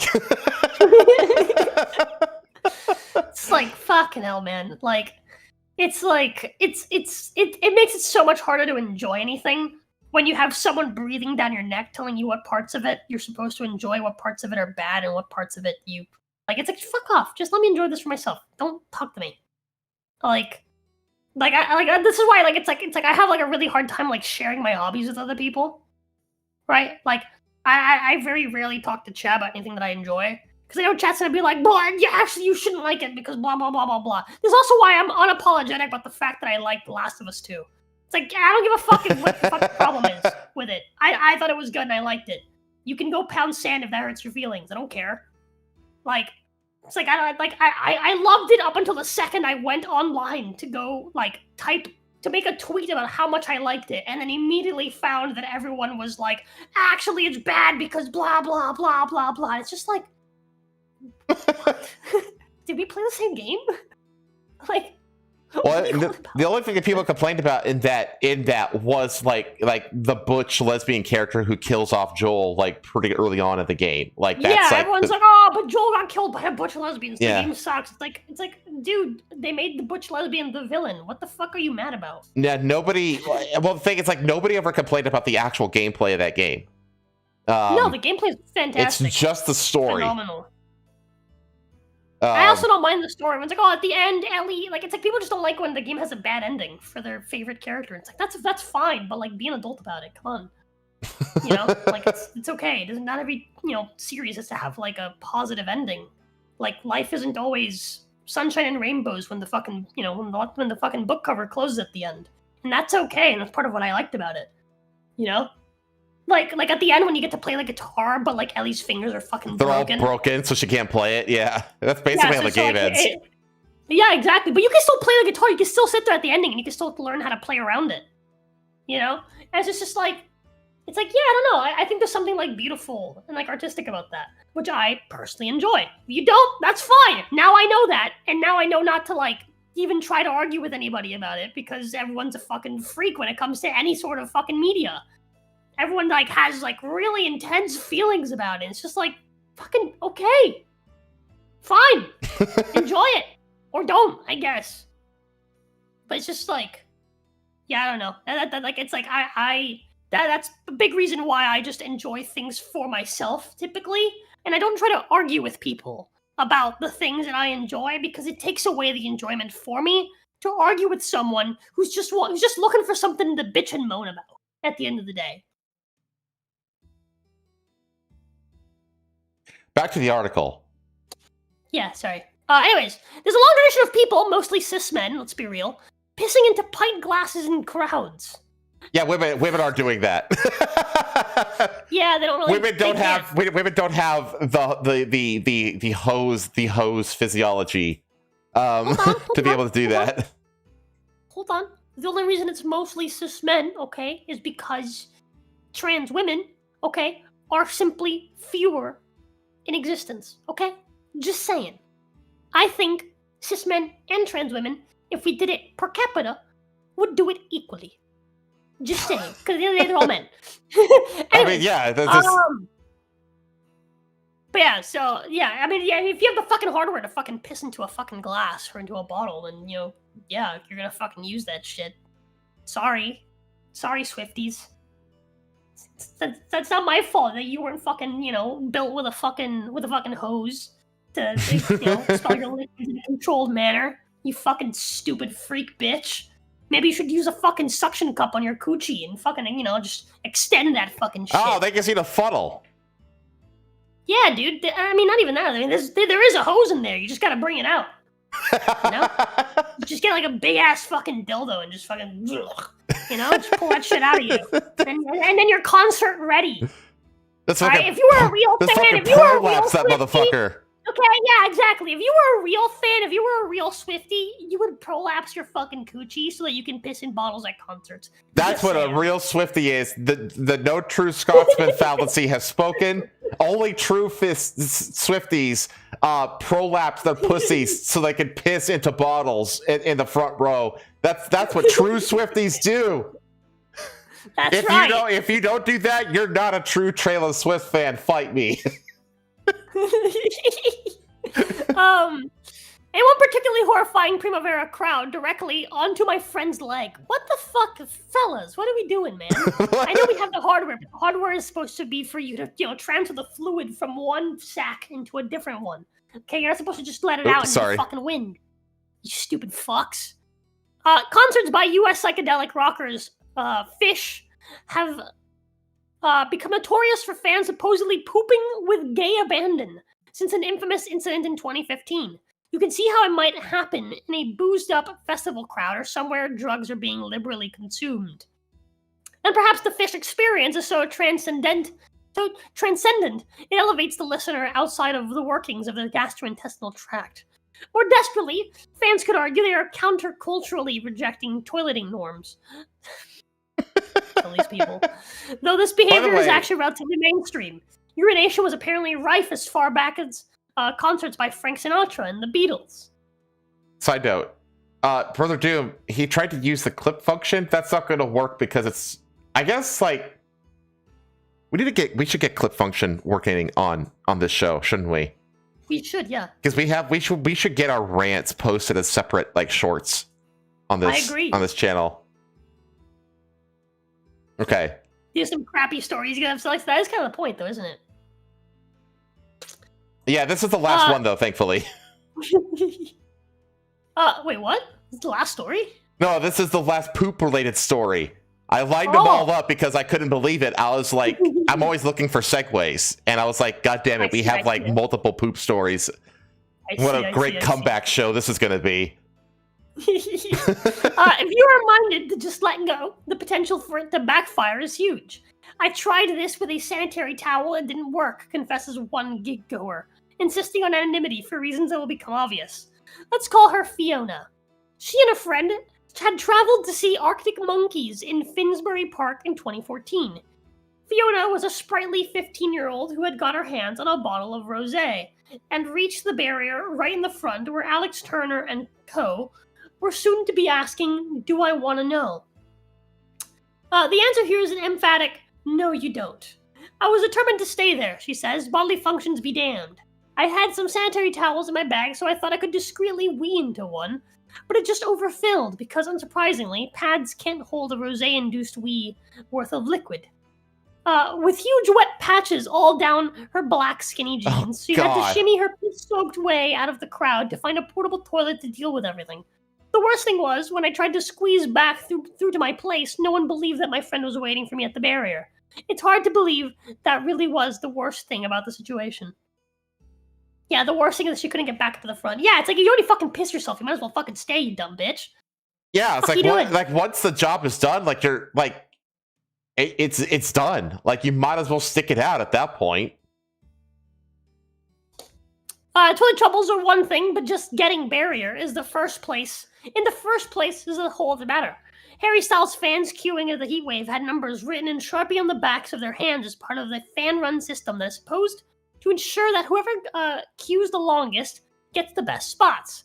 It goes pretty far back down the queue to at least to the hundreds. The idea is that no one can push in, or at least that it's obvious if they do. No one was clear exactly what anyone Wait. I mean, you can obviously just bring a Sharpie with you and you can fake that. Like, what? Yeah, this is really stupid. This is really fucking stupid.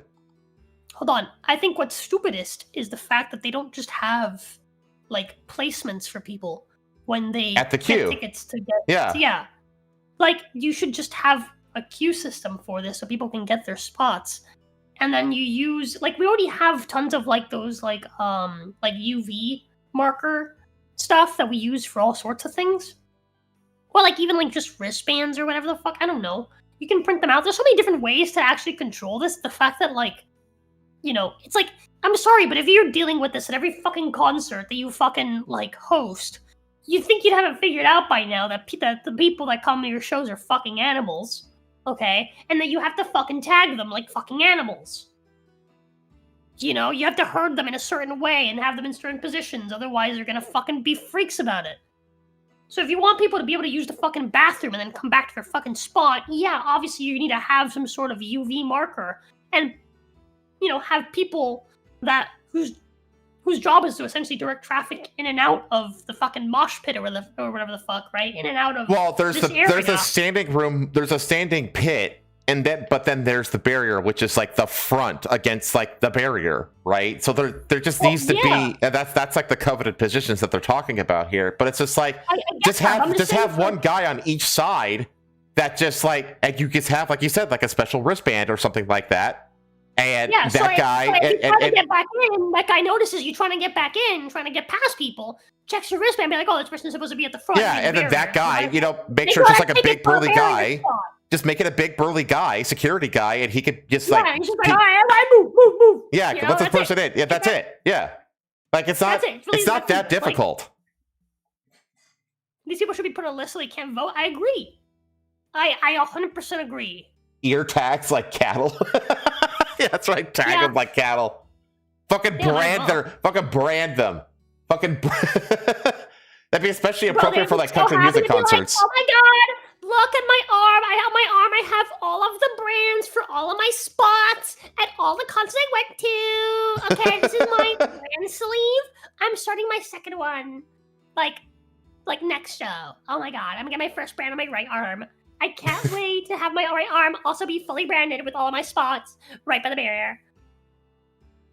Keep talking and reading. I'll be right back.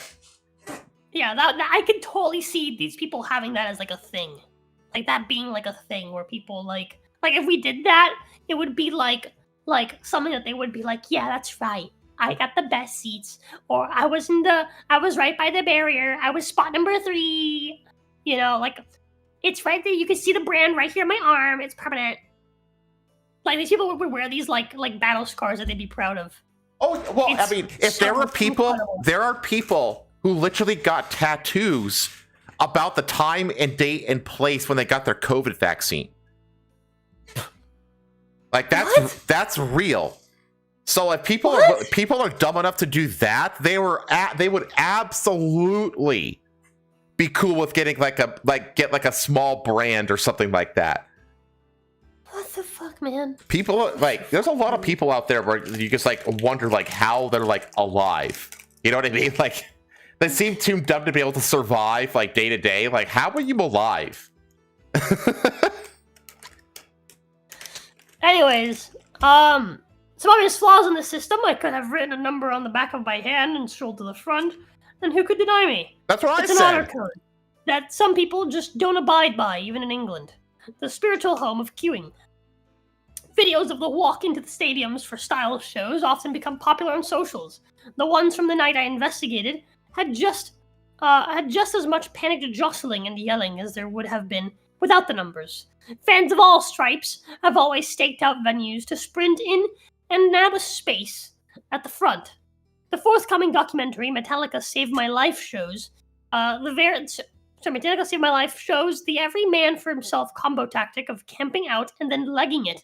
But the newly regiment-numbered self-policing approach seems to have stemmed from teenage girls.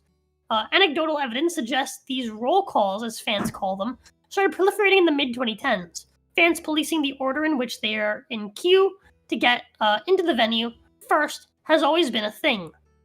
This is Hannah Ewens, author of Fangirls. You know how in they which should have she just documented asked? how- They should have just taken the same thing that GameStop used to use for midnight releases. Which is?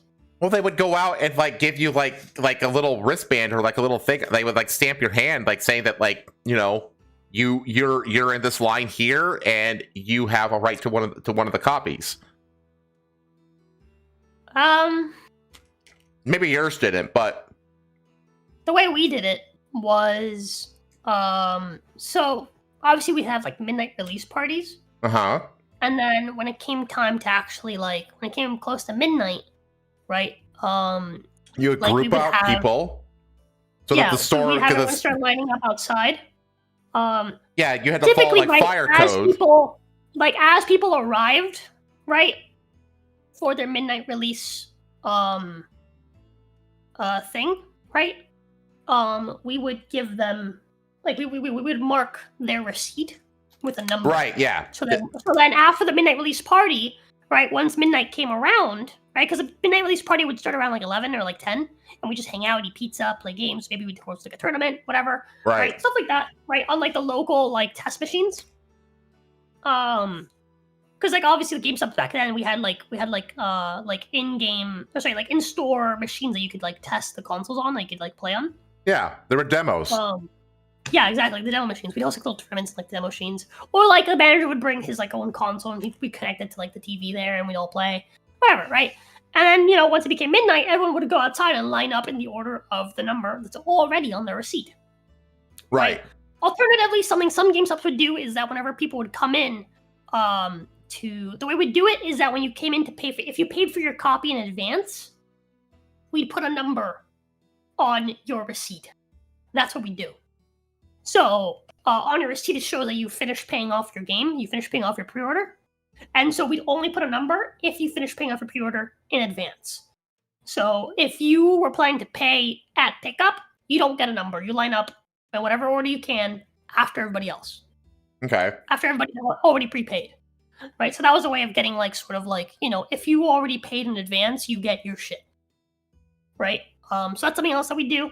Right? Or if you already paid it months in advance, as long as you show up sometime during opening hours and you show us your receipt, we'll put a number on your receipt. Right? So we do that.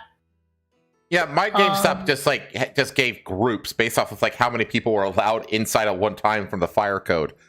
So it was like 30 or whatever people to a group, and as you arrived, they would just assign you to whatever group that they were currently on, and then like they could roam around and they outside, and they'd be like, "Okay, group 1, get your game," and then when they were done, group 2, get your game. It was really easy, but yeah. My point is, GameStop managers had this all figured out decades ago. That's my point here. Yeah. You can figure out a similar kind of system for this shit. It's not that hard. Yeah, and we do it without enforcers. I mean, obviously you could like if you're doing it larger groups of numbers, right, of people, you need to have enforcers and but you can afford that. You're fucking hosting a fucking concert. Mm-hmm. Like the very people that are buying these like front row, seats, right? These like mosh pit positions and stuff like they're buying like all these super expensive tickets for like the best, places to watch or whatever the fuck, right? Like the money you're getting from those tickets alone is enough to fucking cover a fucking decent bouncer. Fuck on. Yeah.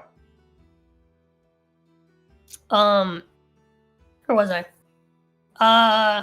Hannah Ewens, author of Fangirls, in which she documented how the teen fangirl Q community has its own micro-communities, complete with influencers. The spirit of the community, infused with a deep love for the artist, plus the need for a decent view. Teenage girls tend to be among the smallest in any given gig crowd. Is all part of the barrier Q-sting experience. Questing. Questing. Questing. Oh, sorry. Yeah, these like micro communities and like the community and communities. Like, I'm sorry, but I fucking hate the word community, dude. I hate it. I think that's a big part of why it's like I don't want to be part of any of this shit. I don't want to be part of your quote unquote community. Yeah, your community is fucking gay and lame and retarded. But while it's always been about getting to the front, getting a spot on the front row has also become a lot more about clout. TikTok has made it so much more rewarding, Ewan's adds. It's ramped up a sense of competition. Getting to the barrier could be the difference between your videos of the show going viral or disappearing into the digital ether. And that gives the numbering systems even more perceived weight. Fandom is about being in a community and being part of something, but it's also very hierarchical, Ewan says. Queuing scratches both of those itches for fans. Firebomb all these people. That's what we talked about earlier. Where it's also like a hierarchy to it. Like everyone's trying to be the best fan of that thing, right? Oh, it's like everyone wants to be the insufferable. #1 fan. Everyone wants to be, yeah, like fucking Spotify kind of plays into this culture whenever they give you the stats at the end, which I think is so fucking funny. By the way, like they play into it in a way that's like, oh, it's like, all right, well, here's all the numbers. It tells you exactly who actually is the biggest fan, how much of a fan you are, so you can compare your Spotify, you know, your Spotify year in review or whatever the fuck they call it, right? And see who's the biggest fan for real among you and your fans. Sorry, among you and your friends or whatever. Like Spotify is so like it's such an instigator in that regard, which I think is so fucking funny. My Spotify year in review this year is going to be, it's going to have to choose just 5 random artists, and it's just going to say 0, 0, 0, 0, 0.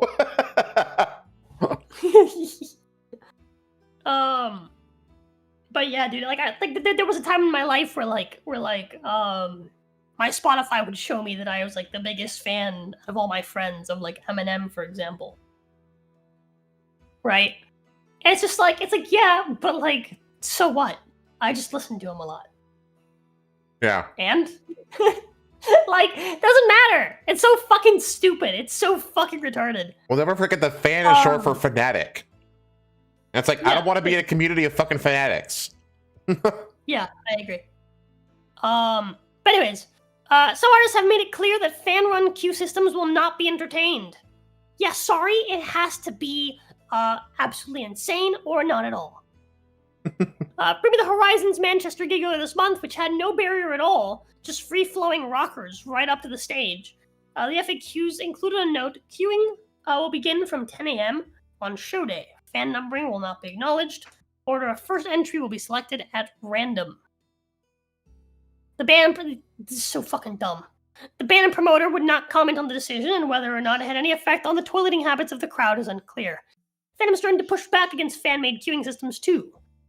Search Reddit or TikTok for this subject, and you'll find just as many people rejecting as participating. Louis Tomlinson brought in randomized wristbands to take away the incentive for queue for hours for his shows earlier this year. Whatever time fans checked in, they were assigned a number to determine the order they could enter the pit. Venues, including Wembley Stadium, have also banned camping, making the process fair for people who can't give up several days to the cause. Yeah, it's like... This guy implemented just a very simple first come, first serve wristband system. It's like, that's all it takes. It's that simple. Yeah, it's really fucking simple. Despite the horrors of dirty nappies and enforced fan regimes, the barrier is generally a place of bonhomie. I've never heard of that word before. I have no clue. That's a word I've never heard before. It's some fucking Brit word. Friendships are made, core memories created. Whenever a member of BTS chucks a worn t-shirt to a specific fan at the barrier, no one around them tries to grab it, much as you know they will desperately want to. If fans need help or water, those around them will signal security to fetch it. And some of the photos and footage coming from front row fans at the summer stadium shows are of professional level quality. Whatever they did to capture them is between them, God, and the nostrils of their favorite pop star. Even Fiona has no regrets. It was worth it, she says. 10 years removed from the wet jeans, I'm glad I have the story too. See, these people don't change. These people don't get better. They are like, they're retarded somewhere deep within their core. Just fucking napalm the street right here. Woof. Yeah. Hold on a minute. My wife is interrupting. Okay. No barriers is how Randy Blythe of Lamb of God accidentally killed a kid in Prague and had to go to jail for it. Wow. That makes sense. Like, I would, if I was a performer, I would want some kind of a barrier. I wouldn't want fans to literally be able to just like reach up onto the stage. You know what I mean? Like, that's no.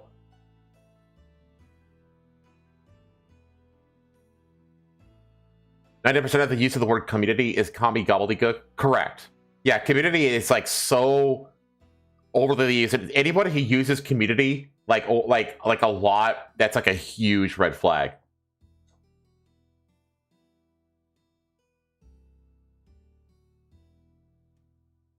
It's a problem at some metal shows. Yeah, I would think so. I would think that metal shows. Honestly, I bet it would be a problem at country music. By the way, because remember how I said I worked at security at the Glen Hill Amphitheater for like a summer. I had to work for a whole bunch of different kinds of concerts, and I gotta say, country music concerts, the fucking hottest women are at the fucking country music concerts. Holy shit.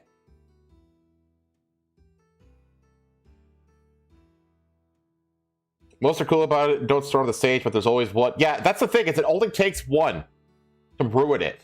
That's the thing.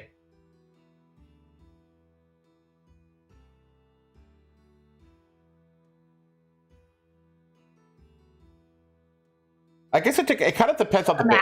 Okay. Yeah, No, we're good. We're good. We need to move on. We spent a lot of time on that. Okay. This is a story of a man who actually like went to great lengths to fake his death in order to evade capture from authorities. So this is translated out to English. So China drunk driving suspect stages death with coffin, bogus burial. I want you to know, I had to read that twice because my fucking brain did that fucking verbal like dyslexia bullshit that it does, and I read it in my mind as chink driving. I mean, it's true. So, so my brain took like the D and then separated the loop from it into a C, and then mixed the remaining line with the R and the I, right? Okay. To make just with the R to make it like an H. So it's just CHING. I'm retarded. A drunk driving suspect in central China faked his death with the help of his family to evade prosecution before fleeing south. Prosecutors in Anyang, Hainan province recently revealed the case to mainland media outlets in January of last year. So this was actually a while ago. It's China, so like they're very, very cagey about things that happen. So we're only like just now learning of this, like outside of where it happened. In January last year, the man, surnamed C, was arrested for drunk driving. Police later discovered that he had previously been penalized twice for driving without a license while intoxicated. Oh, so this is like his third strike. Man, his social credit score must be in the dump now. He was released on bail pending investigation. Under Chinese law, drunk driving can be classified as dangerous driving, punishable by license revocation, criminal detention ranging from 1 to 6 months, and a fine. Fearing imprisonment, C devised a plan to fake his death. He later stated that mounting debts and his prior offenses made him anxious that a conviction would jeopardize any chance of rebuilding his life. Well, I mean, you put yourself in that situation, so... Yeah. In June of last year, C purchased a coffin, scattered empty medicine bottles throughout his home, held his breath, and used cooling equipment to chill his body, staging an apparent fatal overdose. His family claimed that his head was covered with a sheet because his face was distorted due to the drug overdose. Before nightfall, his mother and grandmother hastily buried the coffin, while C fled to Yunnan province in the southwestern China to seek employment. Police arrived after being notified of C's death, but were unable to inspect the body since the coffin had already been buried. Suspicion arose among the police due to the family's failure to seek emergency medical treatment and the advanced purchase of the coffin. Yeah, it's like, I'm sorry, buddy, but you don't have cash in your fucking country. No one, like everybody and their mother knows. All of China knows you bought a coffin. Exactly. Investigators later found no hospital death certificate, cremation record, or evidence that C's household registration had been canceled. So it's like, he committed more than most would in faking a death, but he didn't commit enough. Relatives and villagers also noted that his face had remained in a covered. really weird way. Like, wait, hold on. Why even like cover the face and like do all this stuff? Like, if your If family's they're in just on gonna, it. well, not only that, but like, why do all of that when they're just gonna throw you into a coffin and bury you anyway?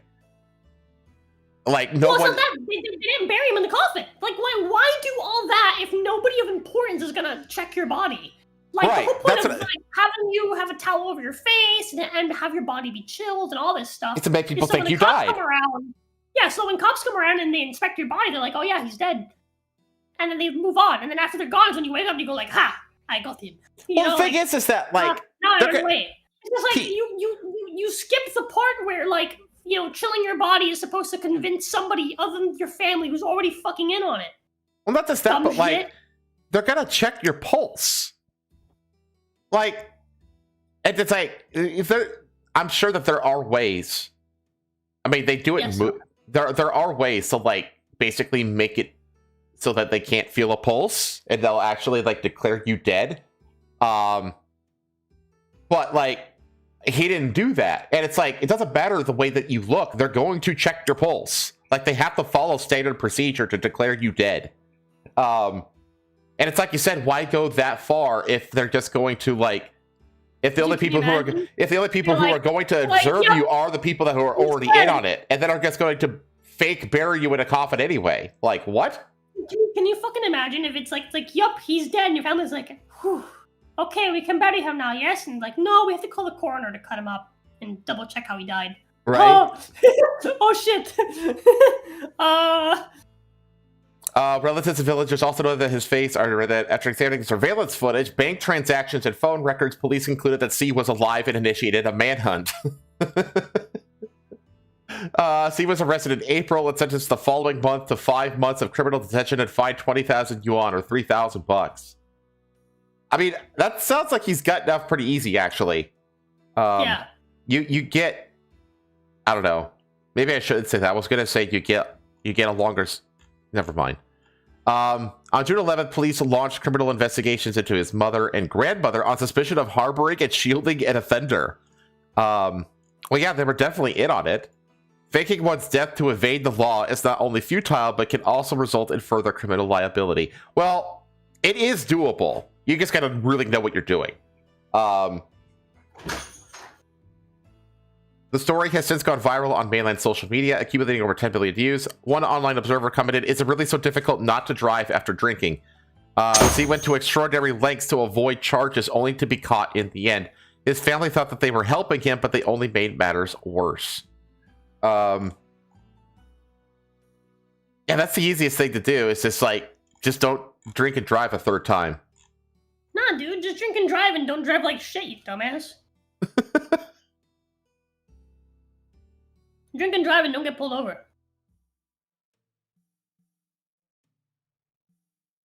I just... Definitely don't drive while sticking your fucking bottle out the fucking window.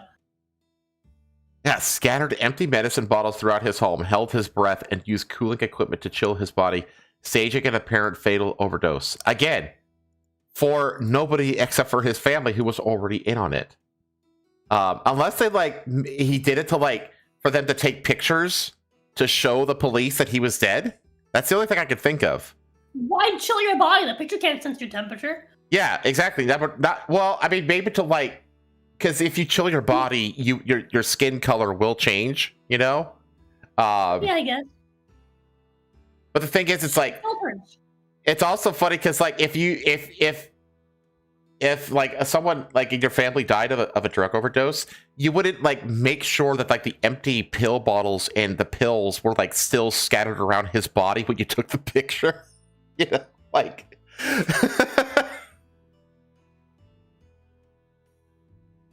His head was covered with his sheet because his face was distorted due to the drug overdose.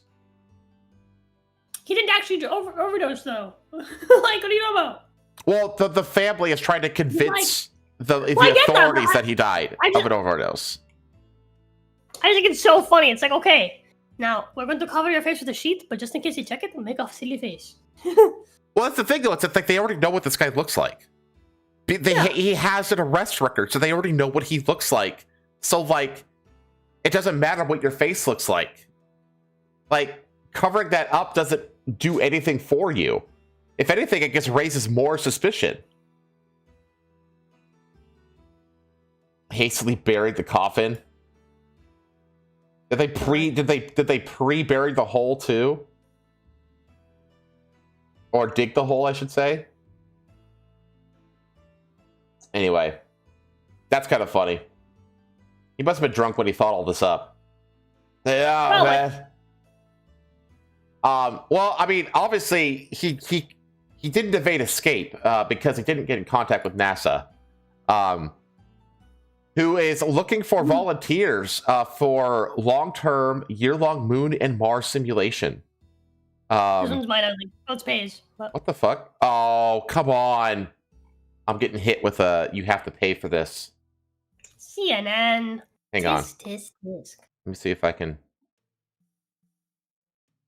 Okay. There you go. If anyone's ever wondered whether they could handle life on another planet, NASA's offering a chance to find out. Well, sort of. The U.S. Space Agency is looking to recruit 4 participants for its Moon and Mars exploration analog, the MEA, a year-long simulation program that is designed to replicate traveling and living on the moon, on the Moon and Mars. It said in a press release earlier this month. While it may not be quite the real deal, volunteers will be in a space-like conditions, living inside confined habitats, and carrying out tasks just as astronauts would, such as growing crops, looking after their health, and replicating spacewalks. The 12-month program begins no earlier than August 2027, will be based at the Johnson Space Center in Houston. NASA spokesperson told CNN the research program would help reduce any risks of astronauts may face when flying to space and landing on Mars. Volunteer research participants contribute greatly to the knowledge base by helping NASA characterize the risks and test countermeasures to enhance human performance during long-duration space exploration missions, the spokesperson said. NASA said the project will also study how crew members adjust to living on Mars time. A Martian day, known as a sol, is about 40 minutes longer than a day on Earth. A difference that could impact sleep and other health and performance issues. Applicants must be a U.S. citizen or green card holder and age between 30 and 55, although people outside the age range may also be considered. They must also be no taller than 6 feet 2 inches. Sorry, helmsman. Damn. And fluent in English. Damn. Height discrimination right there, chat. I'm too fucking tall. Sorry, helmsman. Only midgets like me can go to space. I guess so. So that if the Martians find us, they don't get intimidated. We don't Yeah, sure. Whatever. Prospective participants must be willing to commit to the 14-month program at Johnson Space Center, which includes 12 months inside 2 confined habitats, plus a further 2 months for pre- and post-mission training. They must also pass physical and psychological assessments, have no dietary restrictions, and cannot have a history of sleepwalking or taking sleeping aids. I'm perfect for this. NASA said applicants must have astronaut-like qualifications, such as a bachelor's degree in engineering, biological science, and physical science or mathematics. Sam, meet those requirements. Can also apply, and military experience will also be considered. 2 habitats. NASA spokesperson told CNN the project will be split into 3 segments involving 2 habitats. The first will take place inside a mock 650 square foot spacecraft, where volunteers will live as though they were traveling from Earth to the Moon or Mars. Spokesperson Kelsey Spivey told CNN the 4 crew members will each have their own small quarters, including a space to live, work, and sleep, and a small bathroom, though that is different from the one astronauts use. Okay. The second leg shifts the volunteers from traveling to living on the surface of another planet. Crew members will move into a 1-story, 900 square foot facility where they will grow their own crops, look after their health and well-being, and practice how to spacewalk on a sandbox designed to mimic planetary surfaces. The third phase will be a return to Earth in the same spacecraft used in the outward journey, Spivey added. Is gravity, accounted for here? How are they doing the gravity part? Or are they just not doing that? They're not bothering with that part of it. 2 habitats have been used for previous research missions and are being made similar to simulate different mission conditions. In previous missions, habitats, were intended to simulate a well-established, larger surface habitat, but MEA missions are designed to simulate an earlier phase of Mars' surface infrastructure. It's also applicable to helping NASA answer questions about the near-term moon base objectives, Spivey said. While NASA has performed 28 transits and 2 surface habitat simulations, this will be the first project to incorporate the two. Okay. 2 surface habitat simulations run by NASA's Crew Health and Performance Exploration Analog, CHAPIA, which focused on exploring the health and performance of volunteers living in a confined space while dealing with the anticipated challenges of life on Mars. Among this crew was Nathan Jones, a doctor from Illinois, who came across an article calling for volunteers while working night shifts in 2021. 2 years later, he found himself serving as a crew's medical officer inside a 1,700 square foot Mars Alpha Dune, now NASA's simulated Mars habitat. I was gonna say, if anybody's looking for a career change, here you go. Yeah, it's You could be this guy. Standing next to a giant dildo on a red sandbox in a white cloth dome. I mean, it's a government work, so it probably pays decent. Yeah. Told CNN on Monday that the experience strengthened his ambition to become an astronaut, adding that he would also be interested in joining going to space in a commercial flight one day. However, the year-long study did come with its emotional challenges for Jones, 43, the main one being missing his wife and children. It was hard to miss big events like birthdays, holidays, graduations, funerals, and weddings, he said. Jones had developed a new appreciation for the simpler things in life after the mission. The NASA food was good, but the menu is necessarily limited, and nothing was fresh other than a few vegetables we grew, he said. In the mission, there was no sunshine or wind, so I found new appreciation for those kinds of things when the mission completed. Do you think his wife was faithful the entire time? That was one of my thoughts. Well, I would think that he was allowed to communicate with her, I would think, because they're going to set up communication lines for these moon bases and the like. Have like, phone sex, essentially, over Microsoft Teams. I know they're like one of the first... Don't say those things, they're listening. I can't show my boobies here, it's like I don't care. They let them watch. I need a goon. I have a feeling that, like, introverts are naturally better at being astronauts. Yeah. Like, they're naturally better at being, like, on their own, in smalls. They don't need a lot of space and stuff like that. Yeah. They don't need to socialize all the time and that kind of stuff. Because I know that the way that they team up these crews, there's a lot of psychology that goes into it. Because we got to make sure that the people that are like going to be living like in close quarters with each other for an extended amount of time are going to actually get along. So there's like a lot of psychology that goes into like the team, like who gets onto the team. I don't know, like, if I was like down and out, I would consider it, honestly. Depends on how much they pay me. And I'd lose some weight too, which is much needed. That'd be good. I don't know. But you're too tall. I'm too tall though. Yeah. Womp womp. I have everything else. I got the STEM degree. I'm solid. Okay. Well, speaking of being in space where you lose weight, that's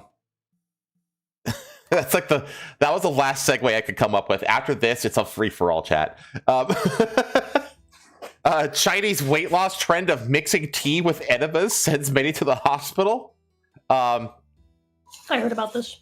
I know that there's like a meme about like how like Americans are all a bunch of dumb hicks and the Chinese are all like super smart, like STEM geniuses and shit like that. It's like, no, the Chinese are a huge amount of the Chinese population is fucking retarded too. An unconventional weight loss remedy of drinking a mixture of an external use constipation medication with tea has trended on Chinese social media, sparking doctors to warn the public not to try it after receiving some emergency cases. The extreme slimming method has captivated social media in recent weeks because of claims that it has the remarkable effect of helping people shed 4 kilograms of weight within just 2 days. Well, yeah, it's like you're just gonna like shit out everything inside of you I mean, this just sounds like a really, really like a highly effective cleanse. You know what I mean? Yeah. Which you shouldn't do, by the way. In some viral videos, influencers squeeze a glycerin enema into a sugar-free tea product, shake the bottle, and drink the mixture. Oh no. They achieved an impressive weight loss result by going to the toilet frequently. Yeah, they're literally just shitting everything out. Many internet users followed suit, but some people's health received negative effects. You think? A woman surnamed Ma told the media that she had tried the mixture, finding that it tasted slightly sweet, but she felt severe discomfort half an hour later. She tried to relieve their pain by drinking warm water. Hours later, she started suffering from repeated diarrhea and vomiting. Oh, God. I went to the toilet. Man, this should have been grouped up with the other shit stories. I didn't realize this. Just another shit story. Half the stories are about shit. I'm sorry, chat. I really am. I could not sleep for the whole night. Once an hour. A major hospital. Smart, not equal smart, yeah. A major hospital in central Hainan province said on social media in early July that it had received a lot of emergency patients who had become ill from trying this slimming method. The hospital reminded the public that sugar-free tea beverages, which contain thiophyline, polyphenols, and tannic acid, could cause diarrhea and stomach pain in people with sensitive stomachs if they did not eat enough. If people add the glycerin enema to it, the laxative effect would be doubled. It's a double blow to the digestive system. So they're not really losing weight. They're basically just purging like all of the water weight in their system. Because that's normal. Like when you first like start up on like a diet and exercise like program, it's normal to like actually lose like a good amount of weight like right at the beginning, and then like after like a few weeks you plateau. That's because like your body is like shedding a bunch of water weight at first, and then it's like, okay, now I gotta actually like get down to like the fat burning part, which takes a lot longer. It reiterated that an enema was only for external use and was strictly prohibited for consumption. There was no evidence of slimming effects if taken with tea. Well, I mean, slimming effect is different from weight loss. They lost weight, but again, they're not getting rid of fat cells. They're just getting rid of water and everything else, for that matter. So they're not slimming because they're not getting rid of the fat, but they are losing weight because they're getting rid of the water. Sun Hailan, a nutritionist at Chongqing Women's and Children's Hospital, said taking a glycerin enema orally would seriously harm the digestive system by causing an electrolyte imbalance and intestinal mucosal damage. This sounds like Tide Pods all over again. Even if your weight dropped, what you have lost is not fat, but impacted stool and plenty of water from your body. Oh, look, I didn't need to be a doctor to know that, chat. Once you replenish your water, you will regain weight in a short time. It is not helpful for weight loss. People who become ill from trying strange ways to lose weight often make headlines in China. A 25-year-old woman in eastern Zhejiang province was diagnosed with acute pancreatitis after she followed an extreme weight loss regime of binge eating once a week, but hardly eating a thing for the other 6 days. Damn, that's some like serious, that's like the most extreme fasting program I've ever heard of. It's kind of amazing to me how so many people just still don't understand just how like the basics of like how the human body actually works. Yeah. This makes sense though, because I know that like that weight loss and slimness is like a really, really, really like big deal in China especially. So I could see it's easy to believe this to be becoming a trend. But like, I actually think that they have this really bizarre culture over in China about how thin the women is supposed to be. It's a rabbit hole that we're not going to get into now, but if you want to go down it, it's a really interesting one, chat. Yeah, I did get this mixed up. This was actually supposed to be earlier because the next one is astronomy related one. Yeah, this was supposed to be earlier, and I got it out of order. Yeah. An astronomer's name yes. deciphered from ancient Mayan ruins for first time, called the white-chested fox. Go for it. Alrighty, so archaeologists have inscribed mural symbols from Mayan ruins to learn the name of an astronomer and mathematician from the ancient civilization for the first time, Guatemala's Ministry of Culture said Monday.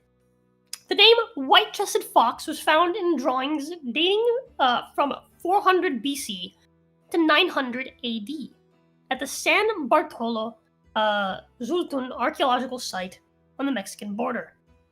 Culture Minister Luis Mendez told reporters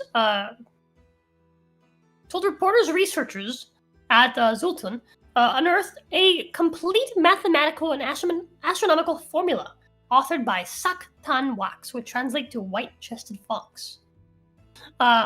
Mendez said it's the only work of its kind attributed to a mathematician from the Maya classic period, considered the peak of the Mesoamerican civilization. The discovery was made possible by the epigraphic analysis of more than 50 mathematical and astronomical microtexts ran on the wall, the ministry said in a statement. So, microtexts. Archaeologists have transcribed mural symbols from Mayan ruins to learn the name of an astronomer and mathematician from the ancient civilization for the first time. I know that. I'm reading the quote or the caption for the figure. Okay. Yeah. In addition to determining the astronomer's name, researchers identified calculations and tables and employed astronomical and calendrical units of time. Researchers used drawings, photographs, and scans of the inscriptions, which were later digitally enhanced, revealing 11 hieroglyphs that could finally be deciphered, the ministry said. The glyphs appeared in a context where art was intertwined with science, mathematics, astronomy, and everyday life, Mendez said. The Maya civilization went into decline around 900 AD until its collapse with the arrival of Spanish conquistadors at the turn of the 16th century. Last year, the Culture Ministry announced archaeologists unearthed the remains of a Mayan city nearly 3,000 years old in northern Guatemala, with pyramids and monuments. I think we covered that. I think we did, yeah. In 2024, an American doctoral student discovered a sprawling Maya city within a dense jungle in Mexico. We covered that too. Discovered ancient Mayan ruins by shooting lasers down from a plane to penetrate the dense jungle. That's kind of cool. Yeah, it's basic LiDAR kind of. Yeah. Because we know, yeah, there you go. We know that they kept track of obviously like their rulers and stuff like that. So I guess it's like the first time like one of their scientists was like named and inscribed into the mural, essentially. Yeah. That's usually just rulers. Which is, it makes sense that it was like, this was the case back during like the height of the civilization. Right, because it says like it wasn't just the name; it was also like a bunch of his work. Like because it says like calendar related mathematics and stuff like that. Like they had a lot of shit figured out back then. Yeah. Interesting. This is also one of yours. Archaeologists make an unusual find near site where Ark of the Covenant was once kept. Archaeologists recently uncovered ancient food remains at biblical Shiloh, the ancient site where the Bible says the Ark of the Covenant was housed for centuries. The remains are found at Tel Shiloh, an archaeological site in the West Bank that is traditionally identified as biblical Shiloh, where the Ark of the Covenant was kept before it was taken by the Philistines. The discovery was made beneath an Israelite period ritual deposit and adjacent to an ancient Canaanite fortification wall. Canaanite. According to the excavation team. Canaanite. Okay, you can keep saying it like that.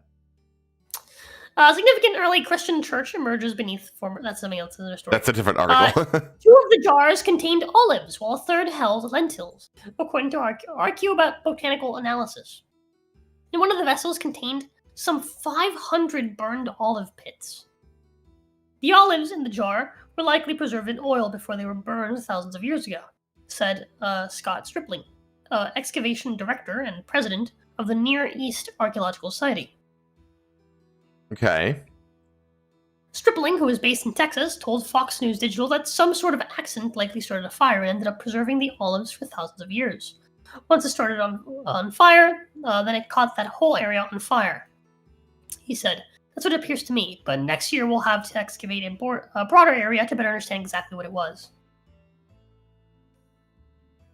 Before reaching the jars, archaeologists excavated an Israelite period ritual deposit containing roughly 10,000 animal bones, pottery vessels, and 8 gold and silver objects, including pendants and earrings, Stripling said. The deposit was not an ordinary garbage pit, he said, but a favissa, where the remains of sacrificial offerings were deliberately buried rather than discarded with everyday wastes. Went through about 2 meters of heavy sort of tumble, and then we came down on these storage jars, he said. At the top we could see the rims, so we were very careful not to remove any pieces of it, and to keep going down deeper and wider so that we could leave them intact. Eventually the team made so much progress that it needed ladders to enter and exit the excavation trench. Though the scale of the olive pits was surprising, the types of foods were not. Stripling described the lentils and olives as staples of the Mediterranean diet. I was going to say, those are very, very common. Stripling said the Israelites who later occupied Shiloh likely had no idea that much older Canaanite storage jars lay buried beneath the ritual deposit they created. For thousands of years, the Israelites who deposited the remains of the sacrificial system above the jars didn't even know they were there, Stripling said. He added that the jars are being restored at Tel Aviv University, where researchers hope to learn more about the artifacts. "I will be shocked if the radiocarbon dates do not come back as Middle Bronze Age," he said. "These burned olive pits are ideal for radiocarbon dating." Stripling said the team also plans to expand excavations next year to determine whether the jars were stored in a kitchen, storage room, or another part of the ancient settlement. "It's been buried there, waiting for us to find them," he said. Yeah, so essentially they found these jars beneath all of the fucking Jew stuff.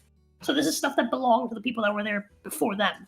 Yeah, they were first like excavating an archaeological site for the Israelites, and then they saw like the top rims of these jars that were part of an even earlier and now buried, site. So they ended up having to dig like way deeper to basically do like a double scale archaeology kind of thing here.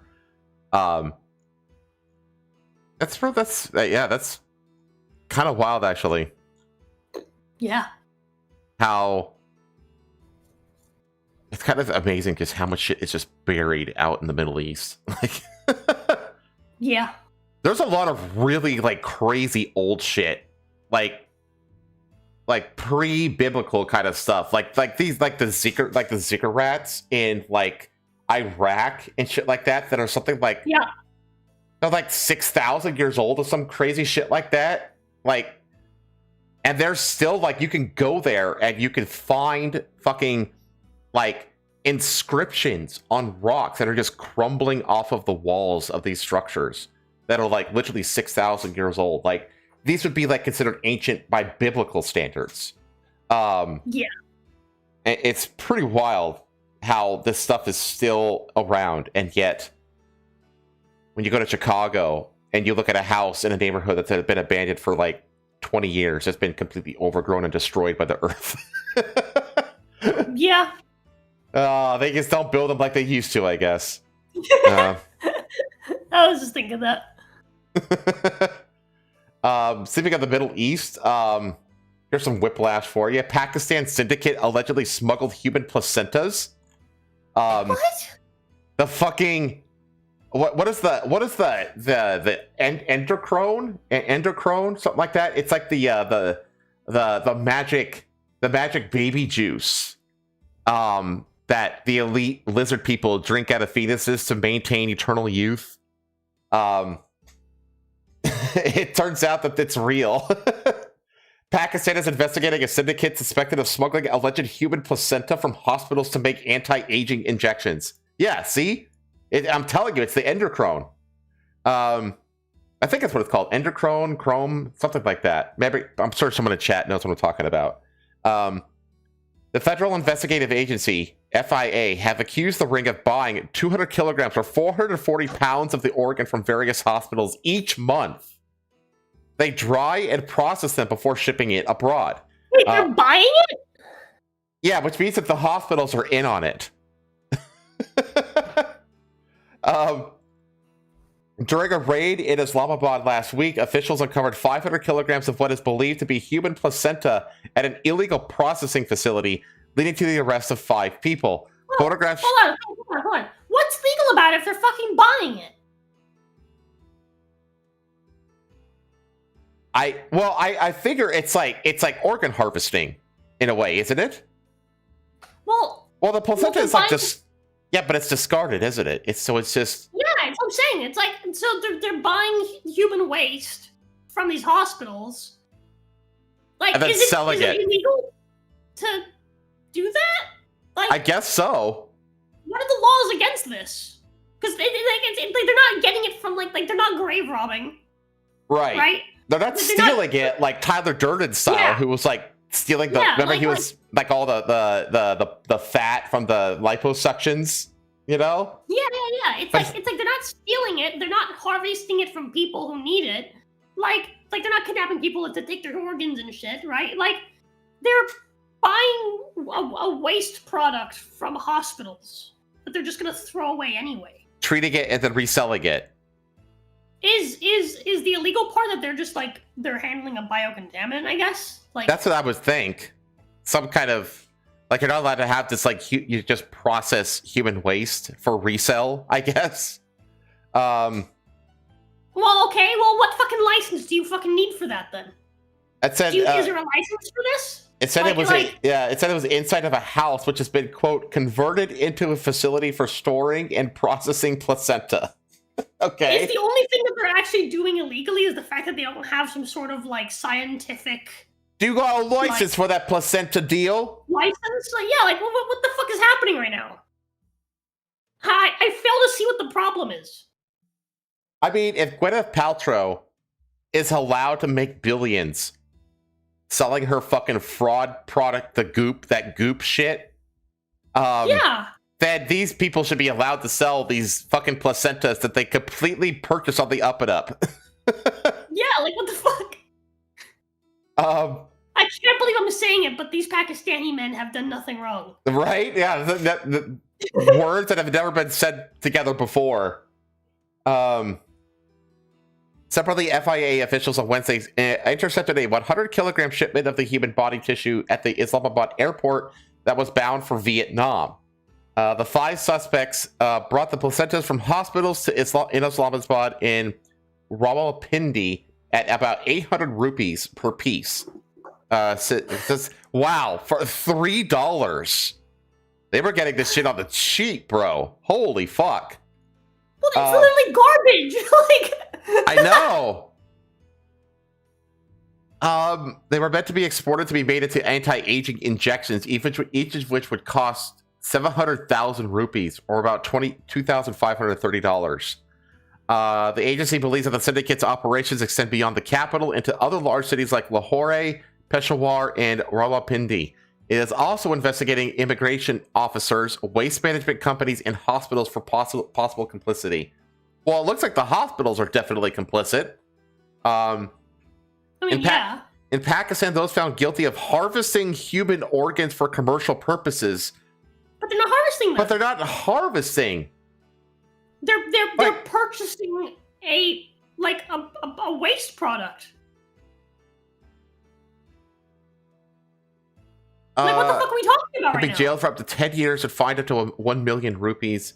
An FIA official told BBC Urdu the agency has previously taken several actions against illegal human organ transplantation. They're not doing that either. They're not doing that either. They're not like transplanting the placenta into another woman. That's not what's happening here. Yeah, all they these- have done nothing wrong. They're not harvesting human organs, and they're not transplanting the organs into other people. Like, neither of these things are happening. They're not stealing them.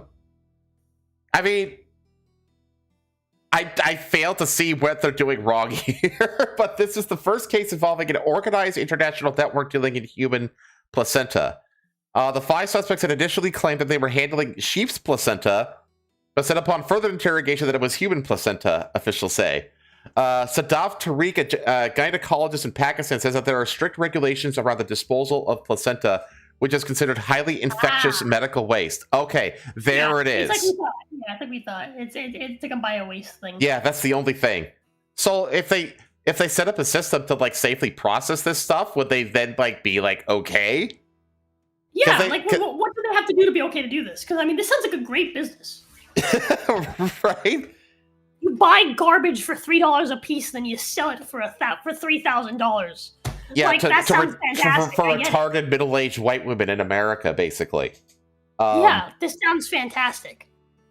In most countries around the world, I want it on. Yeah, it says the placenta is typically discarded as clinical waste once the baby is delivered. Only government-approved companies are allowed to handle such disposals, which hospitals have to keep stringent records of.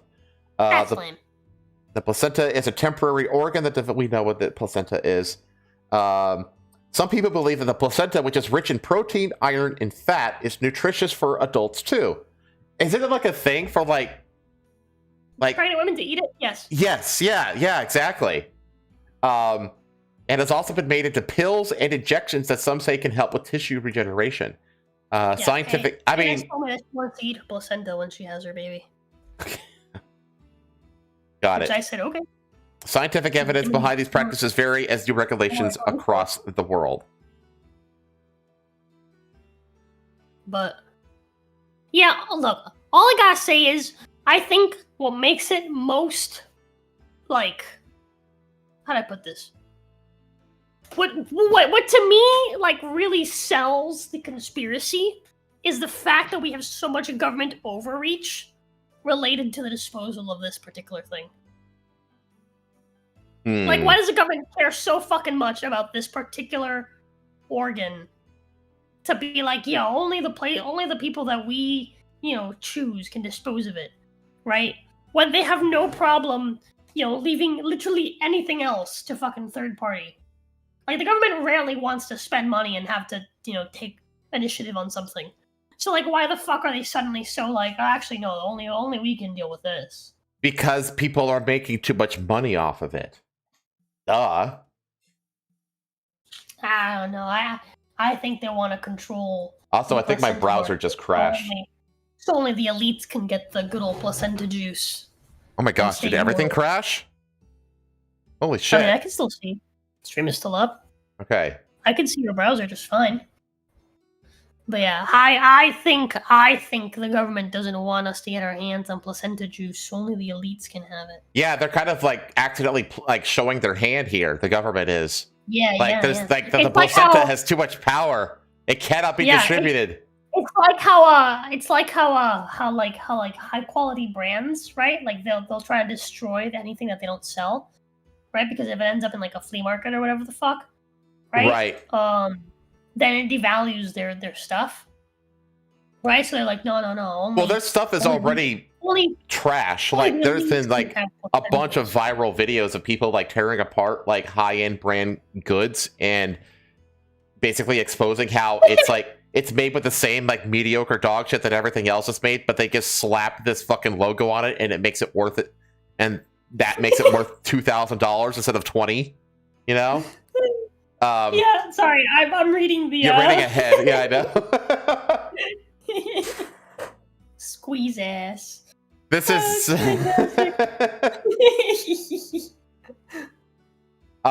James says that I do want to point out that a lot of hospitals that sell this stuff tend to have a high death rate compared to others. See, that's where you start. That's where you start getting into like, potential organ harvesting issues. So, because that's true. Like, if you have like an incentive. A financial incentive. Hold on. Hospitals that sell placenta tend to have a high death rate compared to others. Why? The placenta only happens in pregnant women, and you only really get the good placenta if she delivers it, which requires her to be alive. Yeah. So these are non-related. These are non-related things. Well, I think if the hospitals are also doing organ harvesting stuff with other things, sure, I think you can look into that. But, like, the placenta is not an organ that the average person has. It's an organ that's literally grown through childbirth. Yeah, it's almost like And it's like the that- one that- organ. Like if you're gonna harvest that organ, it's like the one organ where Yeah. like the people harvesting it actually it's in their best interest to keep as many people alive and healthy as possible. Exactly, because you want the woman to after she delivers her baby to also deliver the placenta, Right. and then you want to preserve that and then sell it. or whatever. Yeah, so if there's Right? one organ Like- that would be the exception to that, it would be the placenta. Yeah, this is the one place where it's like actually this organ only exists if the woman's okay. Yeah. Okay, let's move on to other things. This is a very Karen-esque story here where a risque license plate is turning heads and it wasn't on purpose. Here's what it says. And then there's a video right there that says what it says. Let me just play this. And I didn't know I was getting a plate. When Nancy Delastrita went to collect her mail, she got quite the surprise, a new license plate with her vehicle registration renewal. And I looked at it and I said, I don't think so. It says it's SQZ A55. It's It's so perfect. funny. The plate reads SQZ A55, but from a distance, those 55s can be read as S's. Well, you get the picture. Squeeze blank. I don't think a woman that lives in a senior community that's going to be 77 years old next month will be driving around with what this plate has to say. Oh my god, get a sense of humor, you fucking hag. Lady, you can probably sell that plate for so much money. Dude, people are constantly trying to get plates that say the silliest shit. What was that Okay. plate? We saw a plate recently that literally spelled something out. I can't remember. What was it? It was like Mr. Dead or something. I can't remember what it was. No, it wasn't that. It wasn't that. It was funny though. It was What was it? what was it? It was something 69. I can't remember what the fuck it was. That's right, it was. I can't remember. Yeah, chat. We were driving. We saw a plate that was similar to this actually. It was really, really funny. Hey, The plates become the talk around her retirement community, especially It was the something men. like Have We were 69 with or her something when like she that. showed it to one of her 89-year-old neighbors. and this is what I received from the DMV for my new license plate. That's good for 10 years. Good. Good? Yeah, base grandpa. Good. Like, just fucking get a fucking sense of humor. It's funny. Plates have been made at a state prison in North Florida for almost a century. Then they're funneled through the county agencies. Nancy's plate was mailed from the Broward Property Tax Collector's office. We went there to try to help her get some answers. It's literally random. Like, Yeah. Like, It's a question about a tag, if you want to replace a tag. And while no one wanted to talk on camera, we were told anyone unhappy with a plate can turn it in for Wait, another go back. Is one. that me? what? Can turn it in for another back a one. little bit. One unhappy with. While no one wanted to go talk back. on camera, It's a question about a tag, if you want to When replace those cars a are on the tag. road? and while no one wanted to talk on camera, we were Oh, yeah. No, it's not. It's not. For a moment, I was like, wait a minute. told anyone unhappy with a plate can turn it in for another one for free. I'm kind of resigning to it. And I figured maybe it was just destined to be on my car. There you go. She's getting a Right, sense of that's right. humor. So for now, Nancy's keeping the tag, although she is planning to let the state know about it. She'll see the reaction when she goes public with her new plate. I can handle it if I get a few honks here and there. Actually, being over 70, I might like a few honks. Okay, so she actually is developing a sense of humor about it. There yeah, you at first She go. was like, no. And then all of the men at her retirement home were like, that's pretty funny. And she was like, it is? I Yeah. suppose so. Tee No one's gonna honk either. Like, No. okay, let's see here. Machu Picchu is on fire. Ah, yeah. This shit. Let me get this over so the chat can read it too. Cusco, forest fire remains active in a district near Machu Picchu. A large forest fire has broken out in the province of La Convección. Therefore, has activated a satellite alert system and is providing on-site assistance to combat it. A raging fire has consumed over 10 hectares of vegetation on San Valentin Hill, located in the district of Santa Teresa, province of La Convección, in the Cusco region, bordering the historic sanctuary of Machu Picchu. The fire reportedly started in the afternoon on July 9th and continues to burn uncontrolled and unextinguished by firefighting crews. Devastation left by the fire. According to local residents, the fire did not pose a risk to their homes because it spread throughout the night towards the top of the affected hill. That makes sense. However, it did severely damage the flora and fauna of the Amazon region, as well as the pine plantations established several years ago as part of a reforestation program. RIP. There's gotta be fucking forest fires that happen all the fucking time around here. I mean, it's dense tropical forest that gets thunderstorms. Like, there's gonna be fires. Yeah. In response to the fire, the National Forest Wildlife Service activated satellite monitoring protocols to assess the fire's progression and measure its impact on the region. It also provided on-site assistance to mitigate the damage in the Amazon region. Firefighting brigades from the jurisdiction and other relevant institutions are currently working to control and extinguish the blaze. Here's the thing. Like, regular actual forest fires are actually not common in tropical areas because, well, everything is moist. That's true. And the trees and the tropical plants are like they hold a fuck ton of water, and it's actually really hard to burn. Yep. The fire may have been arson.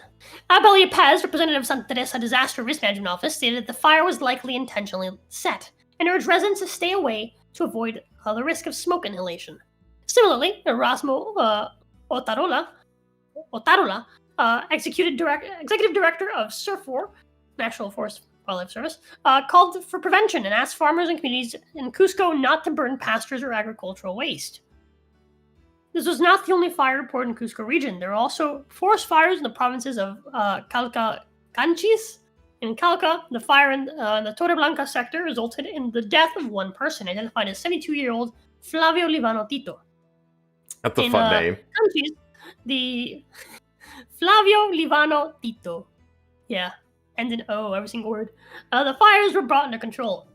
Current weather atmosphere conditions are fueling wildfires, drastically increasing the risk of environmental disasters. Specifically, the areas where the fires are occurring are in the midst of a frost and drought season. Consequently, the grasslands are prone to fanning the flames with the wind, making it more difficult to control the fires due to their rapid spread.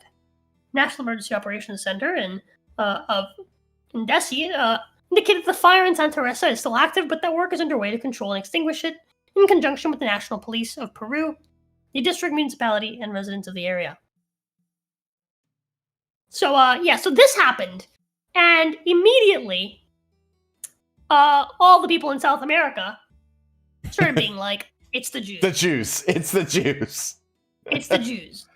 And the reason why, chat, is because apparently each time one of these forest fires happens, right, all the land that was burnt up gets bought by Israeli companies. And then Jews start to build houses on it. And there was a group of Jewish tourists that were on site while the fire, like during the initial hours of the fire, or whatever. Yeah. And so like the immediate thing was like the Jews started the fire. I looked into this a little bit. It turns out it wasn't the Jews who started the fire. Because they all that story like started on Twitter, and when like pressed for sources, they got the sources and they went back to the sources, and the sources don't even mention the Jewish tourists. But that doesn't mean the Jews won't buy up the land. Yep. But at the same time, it's not burning the houses either, though. Like it said, it's going up the hill away from the. So I as fun as like the Jewish conspiracies are for this one, I don't think that they're valid in this particular case. I agree. Like you can't just say the Jews for everything, because then you become the boy who cried wolf. Like the way that the left says like it's just racism, Nazi, racist, and all this kind of stuff. It's the same thing. If you just say the Jews, people are going to start just tuning you out. Anyway, all the stories I have left are related to animals, and they're all pretty fun. The first one is the now infamous Jimothy. The mutant creature named Jimothy that stalks Seattle and becomes a local celebrity. Look at this little guy.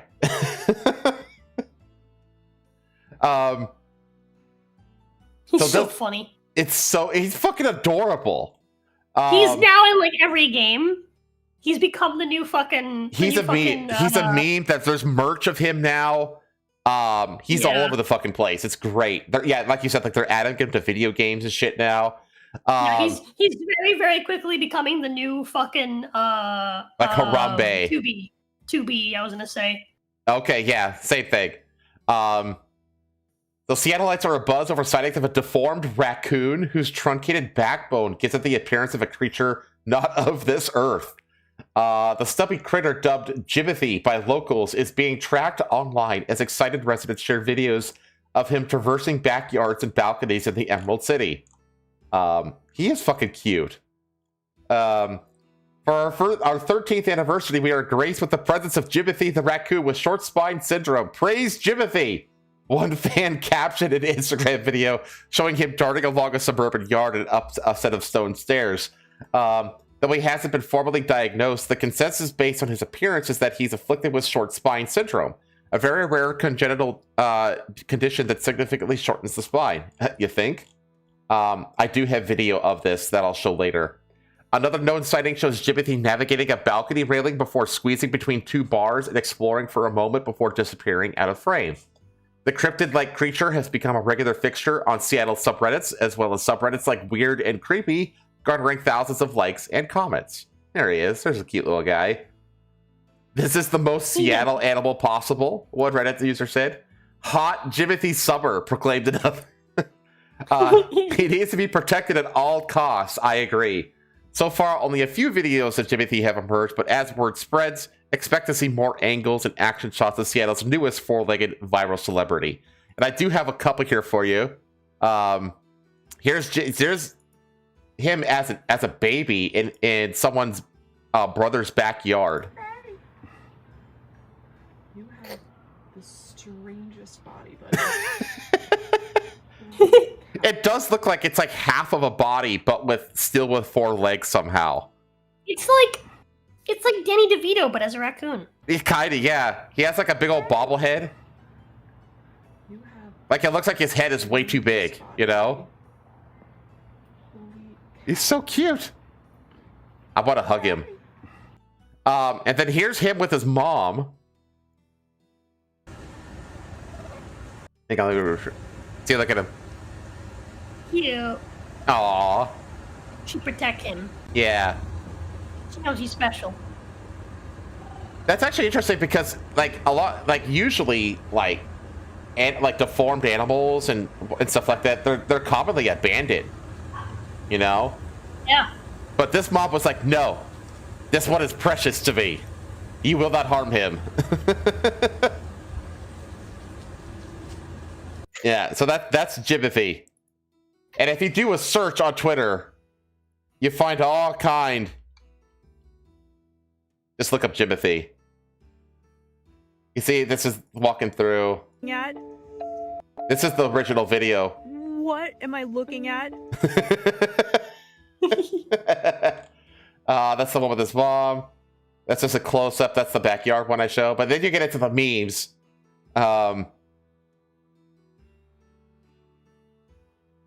It's so adorable. They're adding it to World of Warcraft. Habbo Hotel. Here's with his family as a baby again. Don't the baby don't have a tail. It's so cute. What happened to its tail?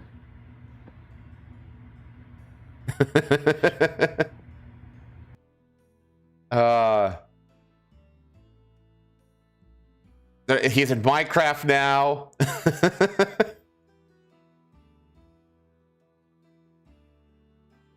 The dog version of Jimothy. But Oh my god, look at that. Okay, so it's not exclusive to raccoons. We get it now.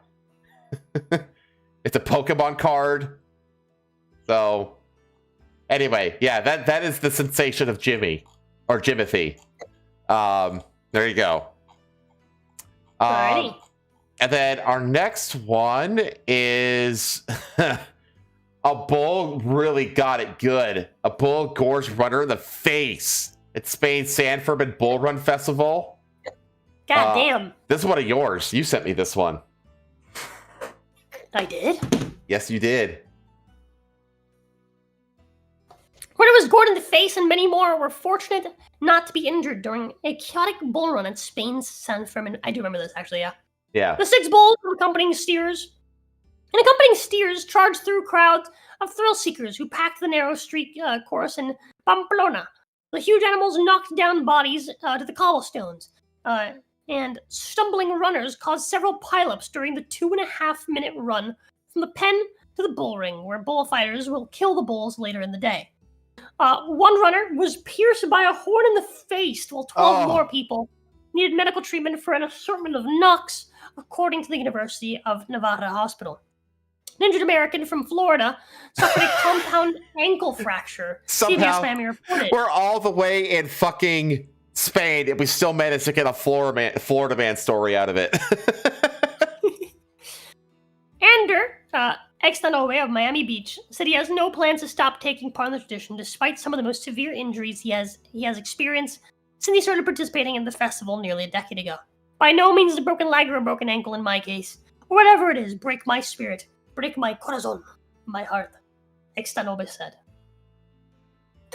A black bull broke away from the pack early in the 957-yard run and plowed into a group of people, smacking one full in the side of the face with a horn. It was not clear if that was the moment of the goring. Oh, God. Many runners appeared completely unaware when bulls were breathing down their necks. Instead of trying to gore them, just shoved them out of their way. Saturday was the 5th morning run of the 8-day festival in northern Spain. This year's festival comes 100 years since the publication of Ernest Hemingway's novel The Sun Also Rises, whose publication launched at San Fermin Festival to international fame. The last death at San Fermin's bull runs occurred in 2009, but gorings and broken bones are common, partly due to the large number of novice bull runners and foreign tourists who join the experienced locals. How do you become a professional bull runner? Like, what's the technique? Well, it's more so the locals probably do it every year.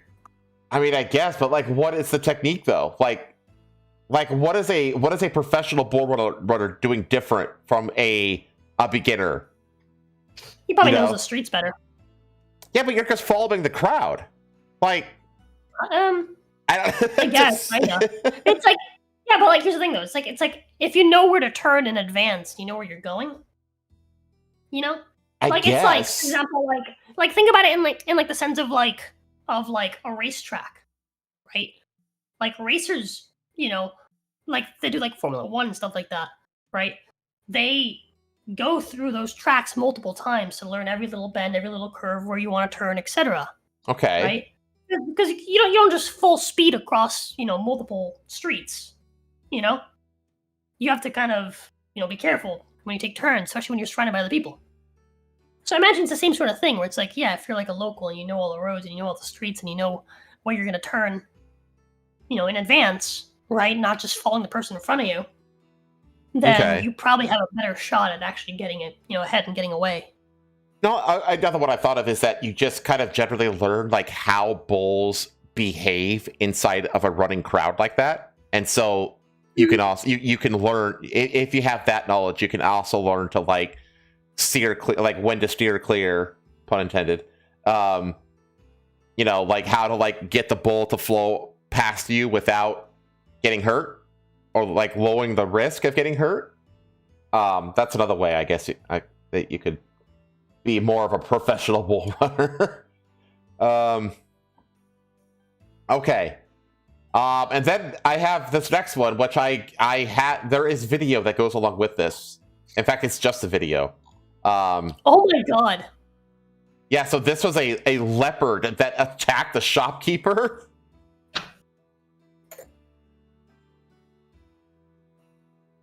Like, oh my god, dude. Hang on. Go back to this. These are two different incidents.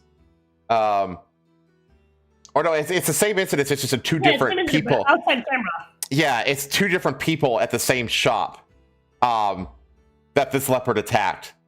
He's like, oh shit, it's a leopard. I'm a son. God, dude, that's... Yeah, it comes in through that window. It's like, ah! He's like, what the fuck? That guy's lucky, though. That guy is fucking Very. lucky. It's just really funny to me. Such a fucking India moment. It really is. It really is. Oh, man. And then my last story is like a very wholesome story, which is Christmas actually does come in July for the Santa Clauses. The World Santa Congress just happened in Denmark. Yeah. So, I mean, I don't have to read this. I can just... Magician in a red suit. I can just play the video. You can put a magician in a red suit. He will always be a magician. You can strip a Santa from his red suit. He's still going to be a Santa. It's a gene. You have it or you don't. And that's totally universal. I mean, we are here. We have the true Santa spirit. And it's all about giving, sharing, and putting a little bit of joy in people's hearts. Christmas is not a season. It's a feeling you have in your stomach. So if you want, you can have Christmas the whole year, and you can put on a Santa hat in the summer and Christmas time, and whatever you want. Nice. It's basically a Santa-themed Renaissance fair. I see. Yeah, so it's like dozens of Santas, Miss Clauses, and elves from around the world have descended on Denmark's fourth largest city for the Nordic nation's annual World Santa Claus Congress, a colorful midsummer tradition for decades. So this has been going on for a long time. First staged at an amusement park near Copenhagen in 1957. The Congress moved to Aalborg in Denmark's Jutland Peninsula 2 years ago. This year, the Santa suits looked a little stifling under the Danish summer sun. The event, which marked its 70th anniversary next year, was created to entertain children, but became a popular gathering for Santas who appeared in stores and shopping malls during the Yuletide season. Is that a sandcastle? What the fuck is that? Sure fucking looks like it. Or like mud, maybe? I don't know. But yeah, we have fucking Japanese Santa in there. Oh yeah, yeah. Dude, the Japanese. Oh, you're right. You're right. It is him, dude. I actually do want to spend like a Christmas at some time in Hokkaido, Japan, because I talked to my Japanese teacher about this. They fucking love Christmas in Japan. They build like these giant ice sculptures, and they have like a whole fucking like plaza of gigantic ice murals and sculptures and shit like that. They do all kinds of Santa related stuff and Christmas related stuff in Japan. I had no idea.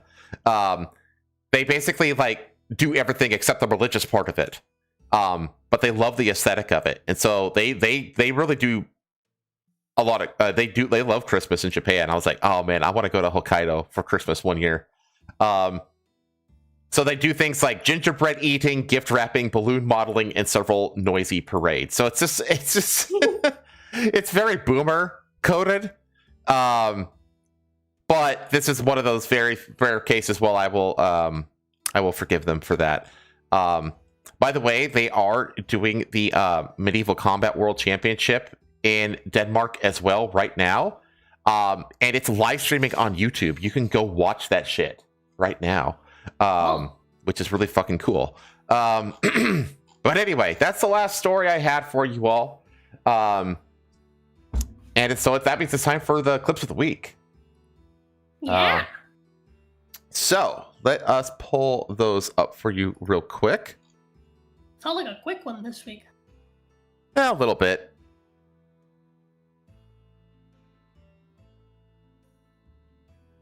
Da-da-da-da-da.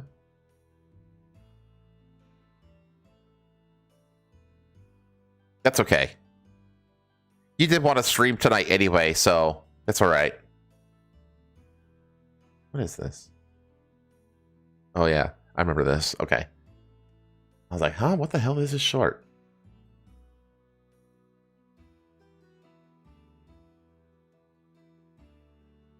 Uh-oh. That one disappeared.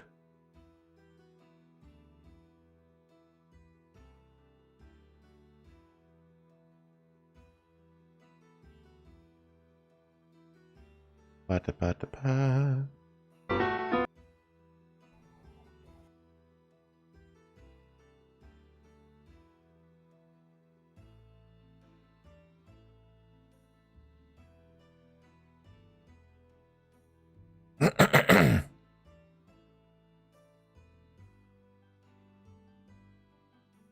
How many do you have? Decent bit. I do too. We can definitely fill some time in with between both of us.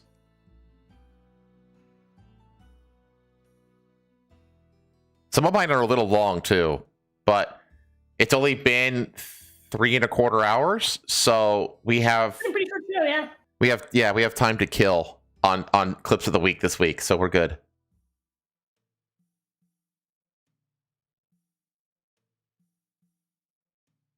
Uh-oh. Come on. Load. There we go.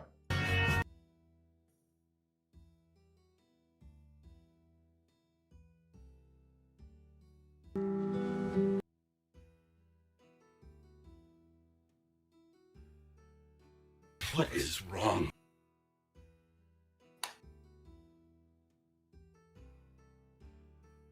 Oh, I already have that one. Is it the one you already had? No. I posted the same one twice on accident. Huh? The fuck off me, stupid fucking nerd. Okay, I got all mine loaded. Let me get to yours now.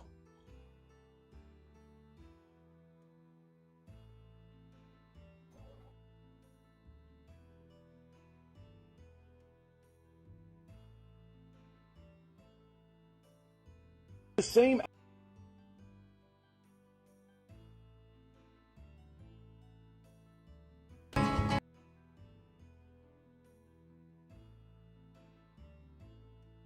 Okay, Fucking hate TikTok. because of autoplay bullshit. I've never had. No, just I don't know what the fuck anything I sent my wife is other than one. I think this guy's.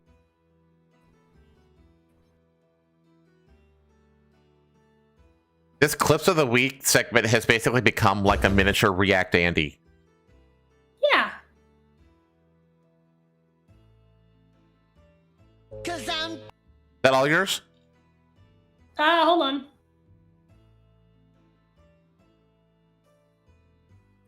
The gnat hungers for genie sweat. Always.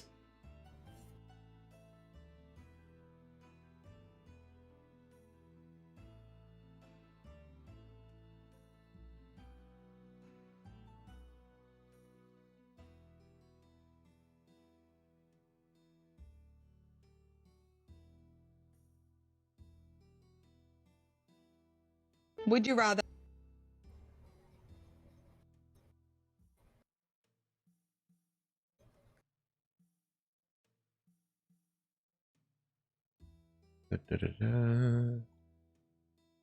What's the last one that I loaded from you? That one. Okay.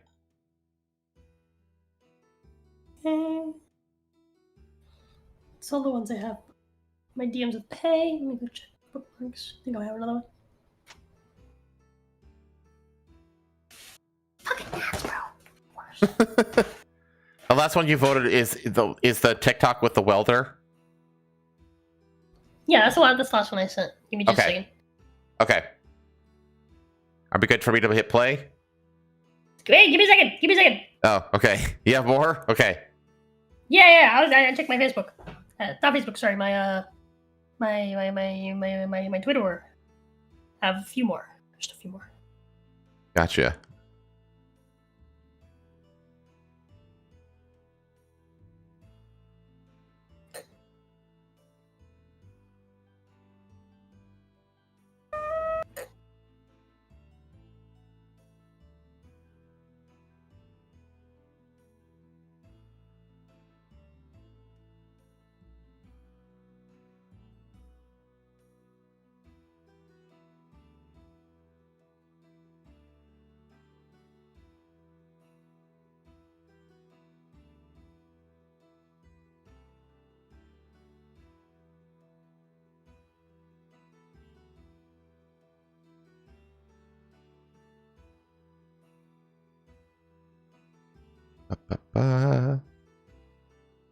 Any more? Oh, I have that one already. The last one you sent. Okay.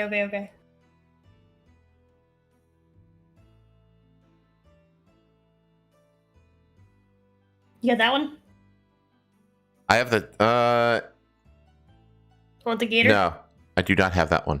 Okay, well that's it for me, I think. And we had the exact same number of shorts. Nice. Okay, we got a lot, but that's okay because we got time. All right, first one. This one of mine.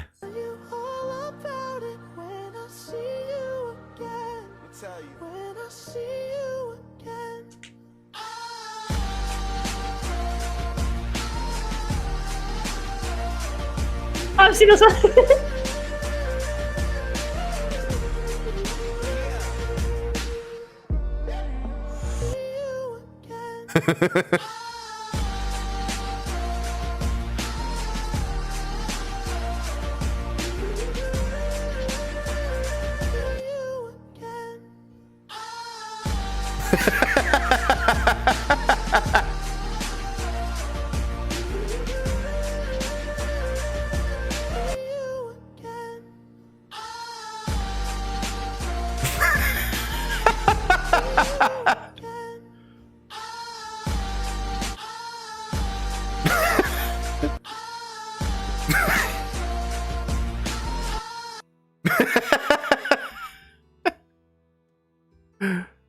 Oh my god, I love some shit like that. Acid that will eat concrete for breakfast. Look at that reaction. Has absolutely no effect on my hand. This would be due to a natural phenomenon known as I'm not made of fucking concrete. The same acid. Fair. Pro tip, if you ever want your brakes to stop squeaking, just put some wheel bearing grease on the rotors. What is... Pro tip, if you ever want your brakes to stop squeaking, just put some wheel bearing grease on the rotors. Oh man. Now I trust the female mechanic. Even the hot ones. To the town of our free rode a stranger one fine day. Hardly spoke to folks around him, didn't have too much to say. No one dared to ask his business, no one dared to make a slip. The stranger there among them had a big iron on his hip. Big iron on his hip. Damn it! Oh! I understand why they wore assless chucks. It's hot out here, dude. That there outlaw wants to see you at noon wearing iron. Well, he got too drunk. Dude, fucking QV is so fucking just insane. From each lip, here to do some business with a big iron on his hip. Big iron on his hip.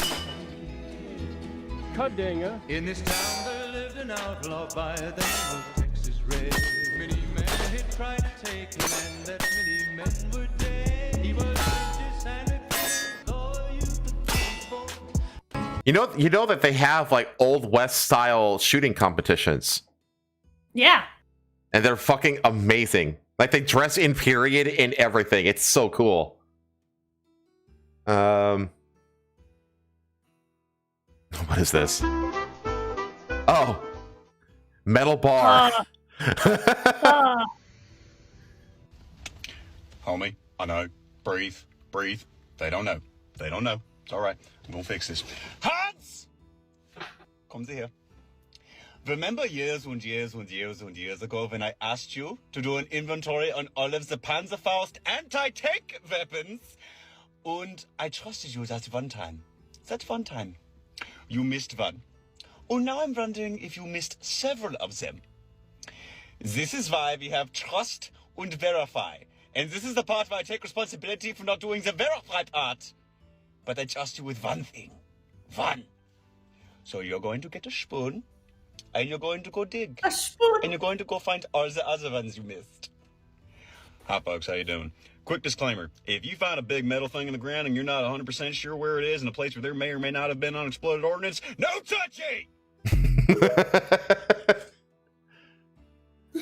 Big metal pole.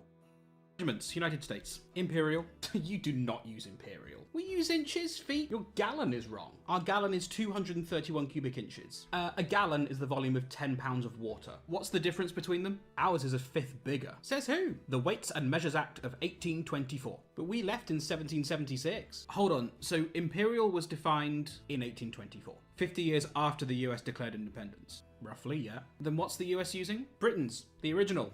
We kept it safe. What about other units, like a pint? Our pint is 20 fluid ounces. Ours is 16. So the American pint's smaller, but our fluid ounce is bigger. Does anything match? The mile. The mile is fine. UK, you know a lot about these measurements. You use imperial too then. Officially, we converted to metric in 1965. So your road signs are in kilometers, right? Miles. Your beer? Pints. By law. By law? It's illegal to sell draft beer in litres. Petrol? That's in litres. Finally. And we measure its use in miles per gallon. So what do you actually use metric for? Food, weather, medicine, science? So metric for everything except roads, beer, and fuel economy. Fine. US, your system is intact. The old units preserved faithfully. Okay, and how is the inch defined? Legally? Yeah. 2.54 centimeters. Centimeters? Since 1959. And the pound? 453.59237 grams. So American units are defined in metric. The units are in metric, the labels are ours. So the US is a metric country. Shh, we are metric, in secret. Okay, measurement. Oh my god. It really is the eternal debate, isn't it? Yeah. Let's take a video. Okay. This is like a very viral meme of Argentina's trip through the World Cup. Oh yeah. Oh wait, I have to send you guys a clip. Wait. Okay, well go ahead and send it. We're gonna keep watching.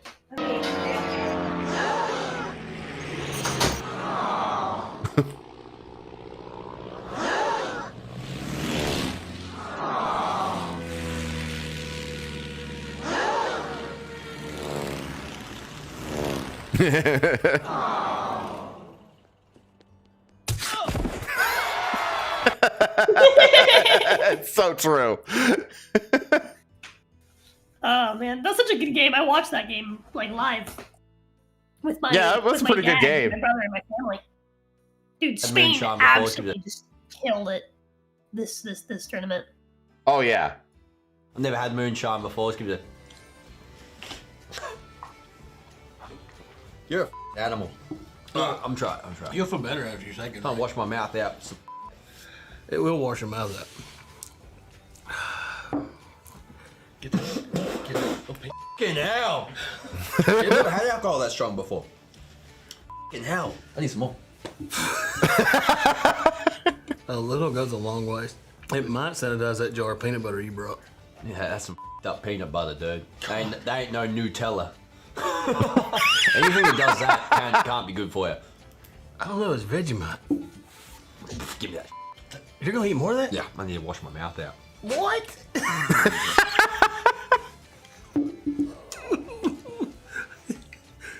Is that dip? Yeah. I've never done a dip before. Is that legal to do on camera? I don't recommend it. I'm about to do dip for the first time, son. At least it ain't skullberry. You know what I mean? I ain't gay. Just shove it in your bottom decker. Yeah, just leave it right there. It's so You disgusting. want a cigarette? Chew is so disgusting. And you spit. I feel like I'm gonna have to go work on the land. That's exactly what it's supposed to make you feel like. God damn, brother.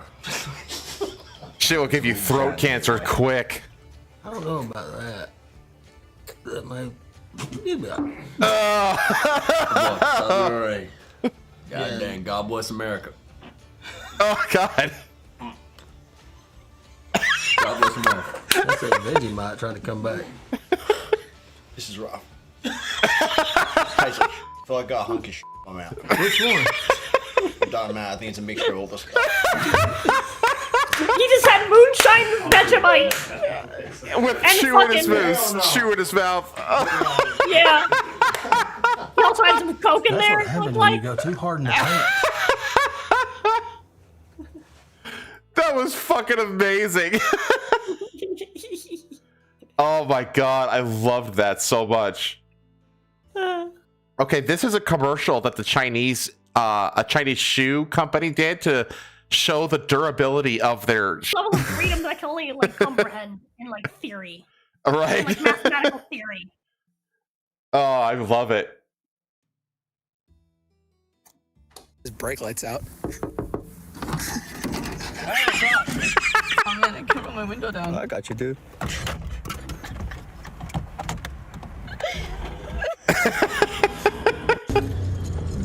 Fuck you! You lost airbag fucking privileges.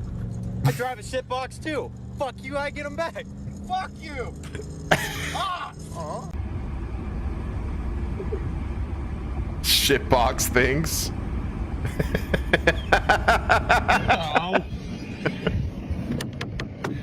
Shitbox powers activate.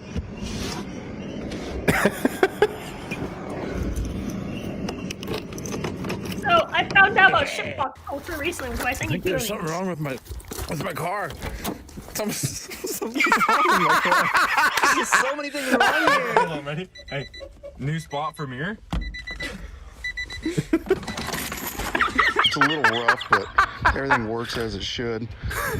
If you look in here, I challenge you to a door ding off.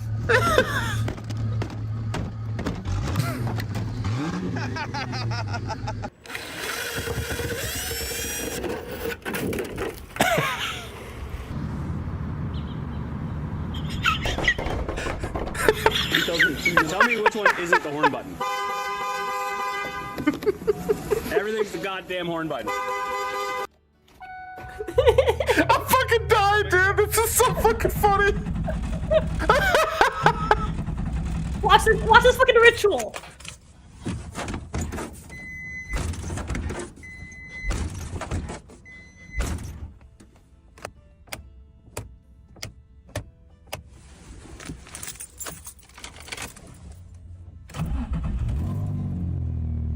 I think this guy's. So I sent you two of these. Oh my god, that killed me, dude. That was so fucking funny. I sent you a second one of these because I ended up falling into the shipbox rabbit hole. Okay. Oh, by the way, you know what this just reminds me of? The demo for that handyman on the cheap game. You know the one I'm talking. The demo just released. The demo for that game is available. This video reminded me of that. I gotta try that. But yeah, I did send you a second one of those. I don't know if you want to watch it after this or if you want to watch them back to back.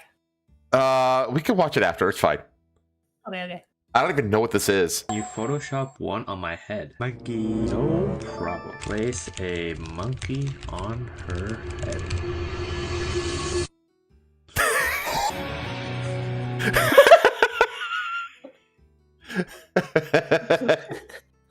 I remember now. Okay, here's the next one.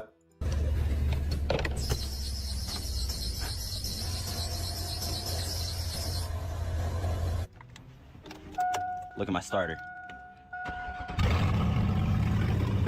Starting. Pop the hood.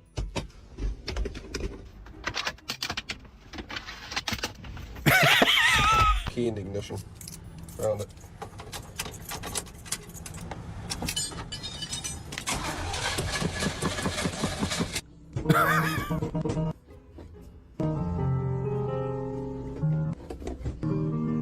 Everything's the goddamn horn button. Look at this one too. The continuation of the other one. Makes goddamn sense. You get your car warmed up, and you gotta turn on the heater.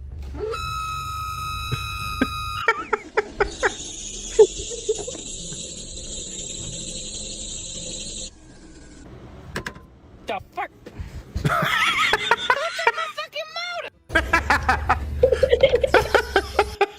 Who took my fucking my god, dude, these fucking videos are fucking killing me.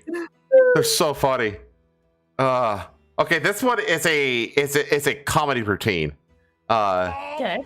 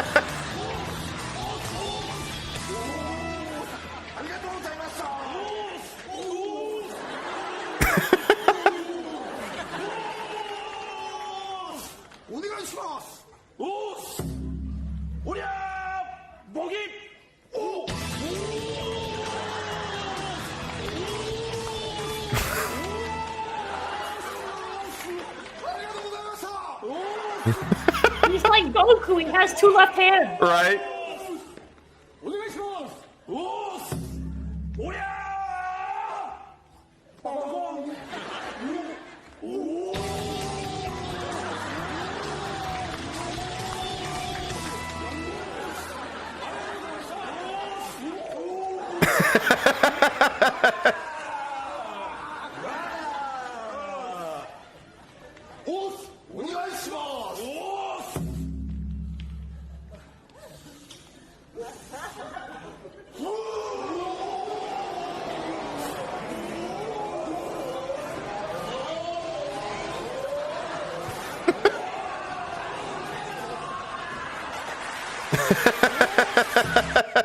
So funny. I love shit like that. Just the extents they go to with all the fucking like black dress men in the that's background. I was gonna say, like, that actually takes a lot of like thinking. God, he didn't even time it all right. Oh god, I found this one today. This is the UK police. The greatness of the UK police. He's not even going very fast. Here, he's fucked. He's fucked. He's gone down the pier now.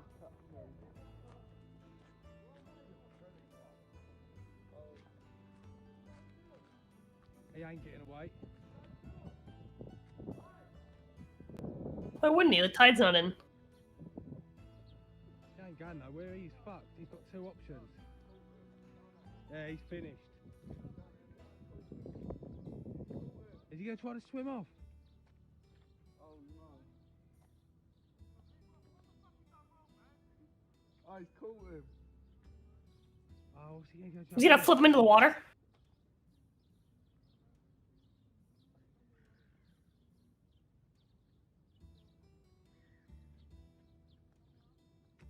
What's he playing at? Lamau! Fucking legend! Fucking legend! He phoned him in! He's fucked!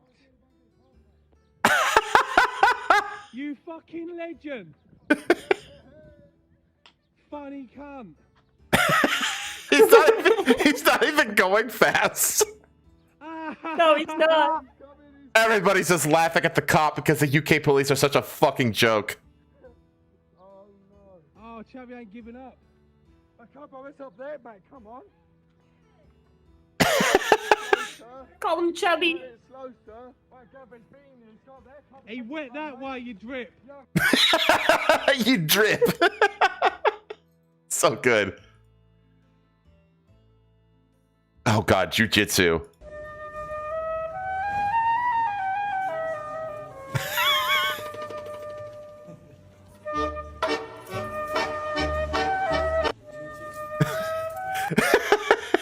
Oh my god. I like what he did like the fake hair with. It's so fucking Yeah, it's funny. like it's the rope, like the yeah. Yeah. This is one that one of my chatters sent me.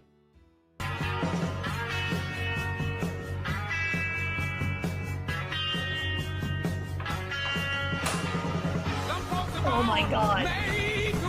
That's so fucking cool, though! Isn't that awesome? That's so fucking cool! I want one too, actually. You can't use your lights anymore if they're part of your fan, but... I mean, if you just got a fan... Just open the window. No. Okay, boyfriend takes painting too far. This was 3 minutes long. Okay.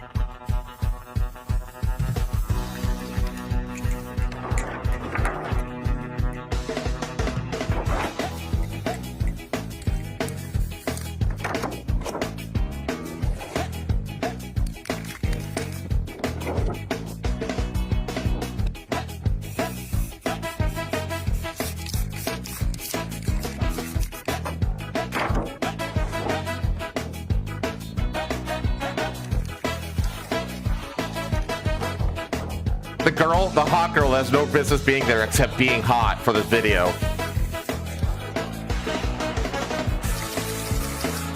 Just wait. I promise she has the reason to be there.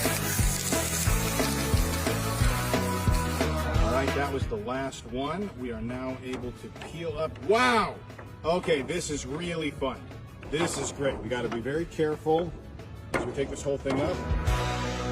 All right, this is going to protect our piece so we can put the girl on a beach. We're going to speed through this as fast as possible. My girlfriend is sitting next to us. I'm excited to show her what I've done to the beach chair. This piece of plastic is protecting all of the hard work that we've done. You can start to see through how cool our girl looks, and because these chairs are slatted wood, there's little gaps in between that make the design look really cool. Your brain kind of fills in the gaps. Right now we're adding the gradient sunset. So we've got a beach, to water, to sun, to the blue sky. There's so much paint that's going behind the chair. This thing right now. Let's see if my girlfriend They're not gonna catch it. This is gonna look really cool. Got to be very careful. We don't want to peel off any of the paint or any of this hard work that we've done. But I think it looks good. Man, I love the colors on this thing. All right, here we go. Beautiful. So now our sunset is done. We can pull off everything, show you what we got. Pull this off and see. Wow, you can see some really great crisp lines making this thing pop. Yeah, this is going to be fun. Okay, get a little bit wider. I want you to be able to see this. It's my girlfriend next to us. I'm excited for her to see this as well. She loves sitting in these beach chairs. So I thought it'd be fun to put an old character that we all know and love from I used to look at these comic books in the old grocery stores. Okay, you ready? 1, 2, 3. Look at that. Honey, you want to look?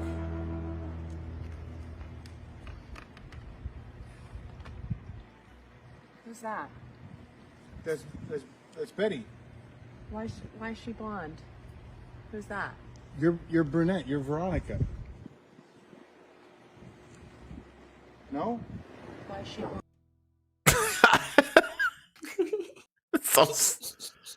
Oh my god. The entire purpose is for her to just be upset about it at the end. Yeah. Because it doesn't look like her. That's why she's in the video. There you go. Now you know. That's a classic case of like, you show me a hot girl and I can find at least one man who was sick of her bullshit.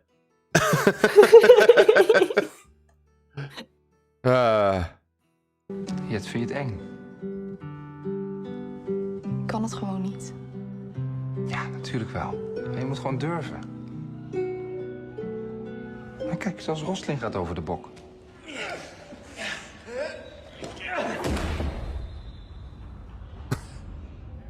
Rosling, mogen wij straks misschien bij Engels bij je afkijken? Nou, wat denk je? Oké, kom.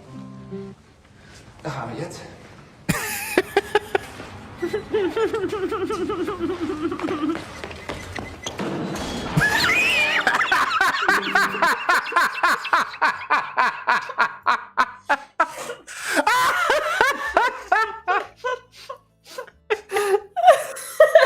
If this is a great example of Dutch comedy, I need to watch more Dutch comedy.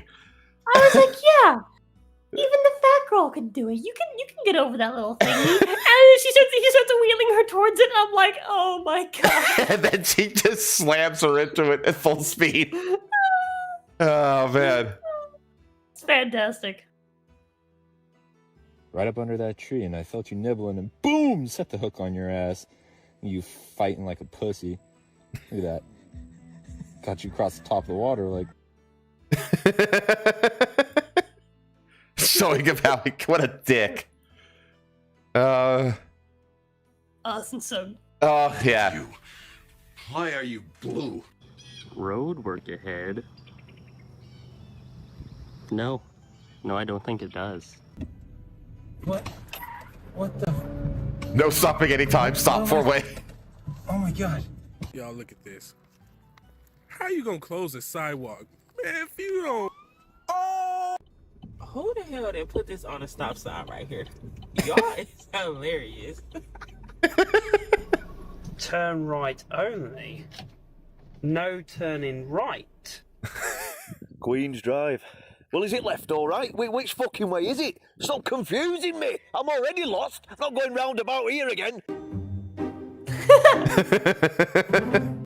What the fuck? How are you supposed to go that speed limit? Wrong way, hospital. Wrong way, hospital. Wrong way, hospital. What way should we go? Don't know.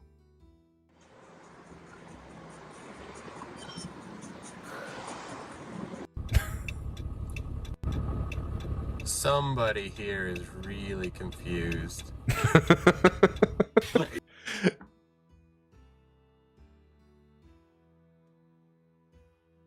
Okay.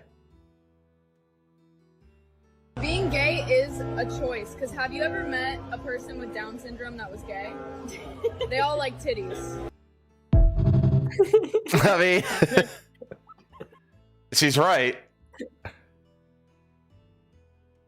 Oh my gosh. Okay. This is long, but you just have to listen to it. Okay. The dumbest hill anybody's died on. So this is a divorce court lawyer. In a divorce proceeding. Okay. So many. So many hills. Aside from the toaster. There's a chapter in my book called The Case of the Incredible Shrinking Penis.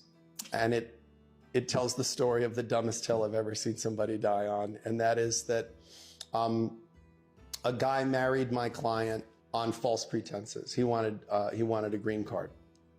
And they got married, and he literally, right after the marriage ceremony, left and never came back. And my client came to me very upset and said, I want this marriage annulled. And this was really important to my client. We had him served, and we said, we want an annulment. And he said, I won't give you an annulment, I'll give you a divorce, because that way he could keep the citizenship. And we said, no, we want an annulment. And the reason he didn't want to give her an annulment is they could affect his citizenship status. So we ended up having an annulment trial. And he claimed that they had consummated the marriage, meaning that they had had sexual intercourse. Now, my client was like a 37-year-old woman. So, you know, like, how do you prove somebody didn't have sex with somebody? Mm-hmm. So I was talking to her about, look, maybe you want to just take the divorce because, like, it's going to be really hard to prove you didn't have sex. It's his word against yours. And I said, she was like, well, I'm a virgin. And I was like, well, I mean, congratulations, like that's an accomplishment at 37, but the chances of your hymen still being intact are like almost nothing, like, because, as time passes, it gets weaker, and it's, any gynecologist can tell you that, like, just because a woman's got a broken hymen doesn't mean that they're not a virgin. And I said, but look, if it was intact, that would be conclusive proof that you never had sex with this person. So I said, why don't you go to your gynecologist and find out? So she went to your gynecologist. A couple days later, I walk into the office. My secretary says, Jane Doe is in conference room B, and she's very upset. So I was like, all right, I know what this is. Like, I knew it was going to be. So I go in and I say, listen, it was a long shot. There was no way it was going to be intact. And she was crying. She was like, no, it's intact. She's like, I just came from the doctor. Like, my hymen is intact. Like, and I was like, oh, game on. Like, it's game on now. Like, I was like, are you serious? She's like, yeah. I'm like, and she would testify to that? She's like, yeah. She even, like, took pictures. Like, I was like, oh, it's on now. So we took the case to trial, and we didn't let the guy know. And I had him get on the witness stand, and on cross-examination, I said, you testified earlier that you had sexual intercourse with my client. He said, yes, I did. I said, and when you say you had sexual intercourse, you mean you put your penis into her vagina? And the judge is like, Mr. Sexton, I think we all understand that that's what sexual intercourse is. I was like, Your Honor, if I could just have a little leeway, I'd appreciate it. He says, I'll give you a little, Mr. Sexton, but this is going to stay PG. This isn't going to get X-rated. And I walked through and I said, and did you have any problems when you had sex? He said, no, we had no problems. I said, now, sir, I apologize for asking you this. How big is your penis? And pussy, objection. I said, Your Honor, I asked for a little leeway here. This will be relevant, I assure you. She said, all right. And he said, it's average size. I said, respectfully, there could be some debate about what it means to be average size. I said, so how many inches approximately is it? He said, well, 5 or 6 inches. I said, 5 or 6 inches when erect? He said, yes, 5 or 6 inches. I said, very good, thank you. I said, I have nothing further. Then I called her gynecologist to the stand. And I basically said, would it be physically possible for a 5 or 6 inch penis to have penetrated my client's vagina? I said, absolutely not. The only way a person could have had sexual intercourse with her is if they had a microphallus, meaning a penis less than 1 inch long. And, anything more than that, and they would not have been able to do it. So the guy went back on the stand and said, I exaggerated the size of my penis. It's actually much smaller than that. And I said, is it your testimony that your penis is smaller than 1 inch when erect? And the judge said, all right, that's it. I want to see counsel in chambers, and brought us both in chambers and said to opposing counsel, your guy's going to grant her the annulment, or I'm going to hold him in contempt of court. I'm going to charge him with perjury. He's going to end up in jail. And so he ended up getting It's such a good he tells the story so fucking well. I love it. It's I knew where it was going the second. Yeah. I was like, what could the story of the shrinking penis have to do with this? And then I started getting into her hymen's intact. You know where it's going. Like, I have 6 inches, 5 to 6 inches. It's like, oh, buddy. You know where this is going. It's so good. Oh man, I kind of want to get that guy's book actually, because I think his book is just nothing but crazy, shit that's happened in divorce court that he's experienced as a divorce court lawyer. That's amazing. I bet that's amazing, like bathroom reading kind of thing, Okay. All that I have is all that you give me. Oh my god.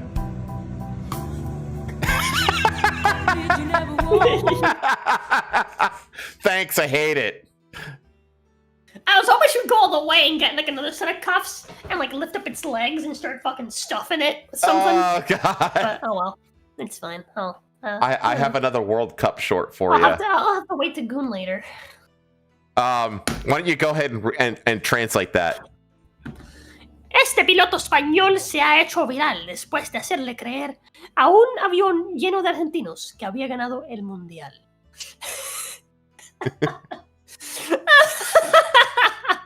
So this Spanish pause. Let me translate it. This Spanish pilot has gone viral after convincing a plane full of Argentinians that they had won the World Cup.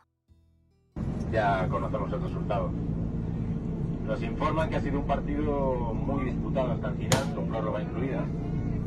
Los dos equipos lo han dado todo. Pero la final de un mundial, lamentablemente, solo la. He's saying, but there can only be one winner of the World Cup. Desde aquí queríamos. Congratulations. It was a great game. Oh, hold on. No, he's saying that it was a great game.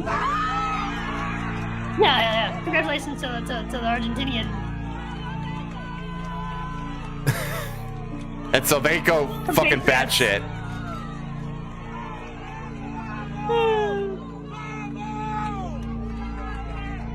He's like, let's go. He's like, yeah, there can only be one winner, and it's been announced. It is congratulations to the Argentinian.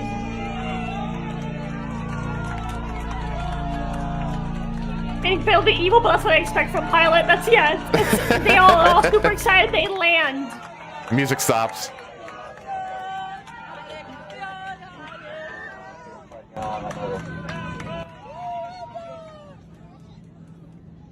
Wait. Oh, he said at the end. Did you see? He said at the end, Spain won the World Cup, and then they're like, huh? Huh? They're like, huh? And then the one guy's like, ah! Wait, hold on.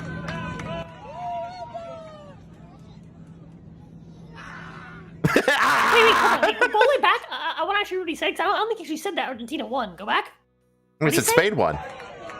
No, go all the way back to the beginning. To what he actually said before. He just said congratulations to the Argentinians. He didn't say that they won. Go further back. Go further back. I want to read what he actually said. Final de un mundial, lamentablemente, solo la puede ganar uno. Desde aquí queríamos dar la enhorabuena a nuestros compatriotas argentinos. Oh, okay. So what he's saying is, hold on. Is he just saying like congratulations to the Argentinians? Yeah. He's saying like, yeah, it's like from here, I just want to give all our congratulations to the Argentinians. And then he says like, but Spain won. Yeah.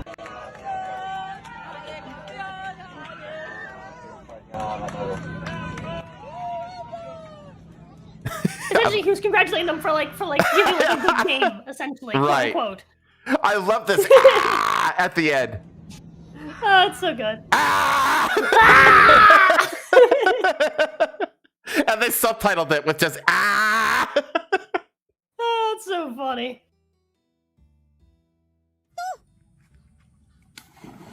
Tuh kan adek, jangan deket-deket sana lagi, sini cepat.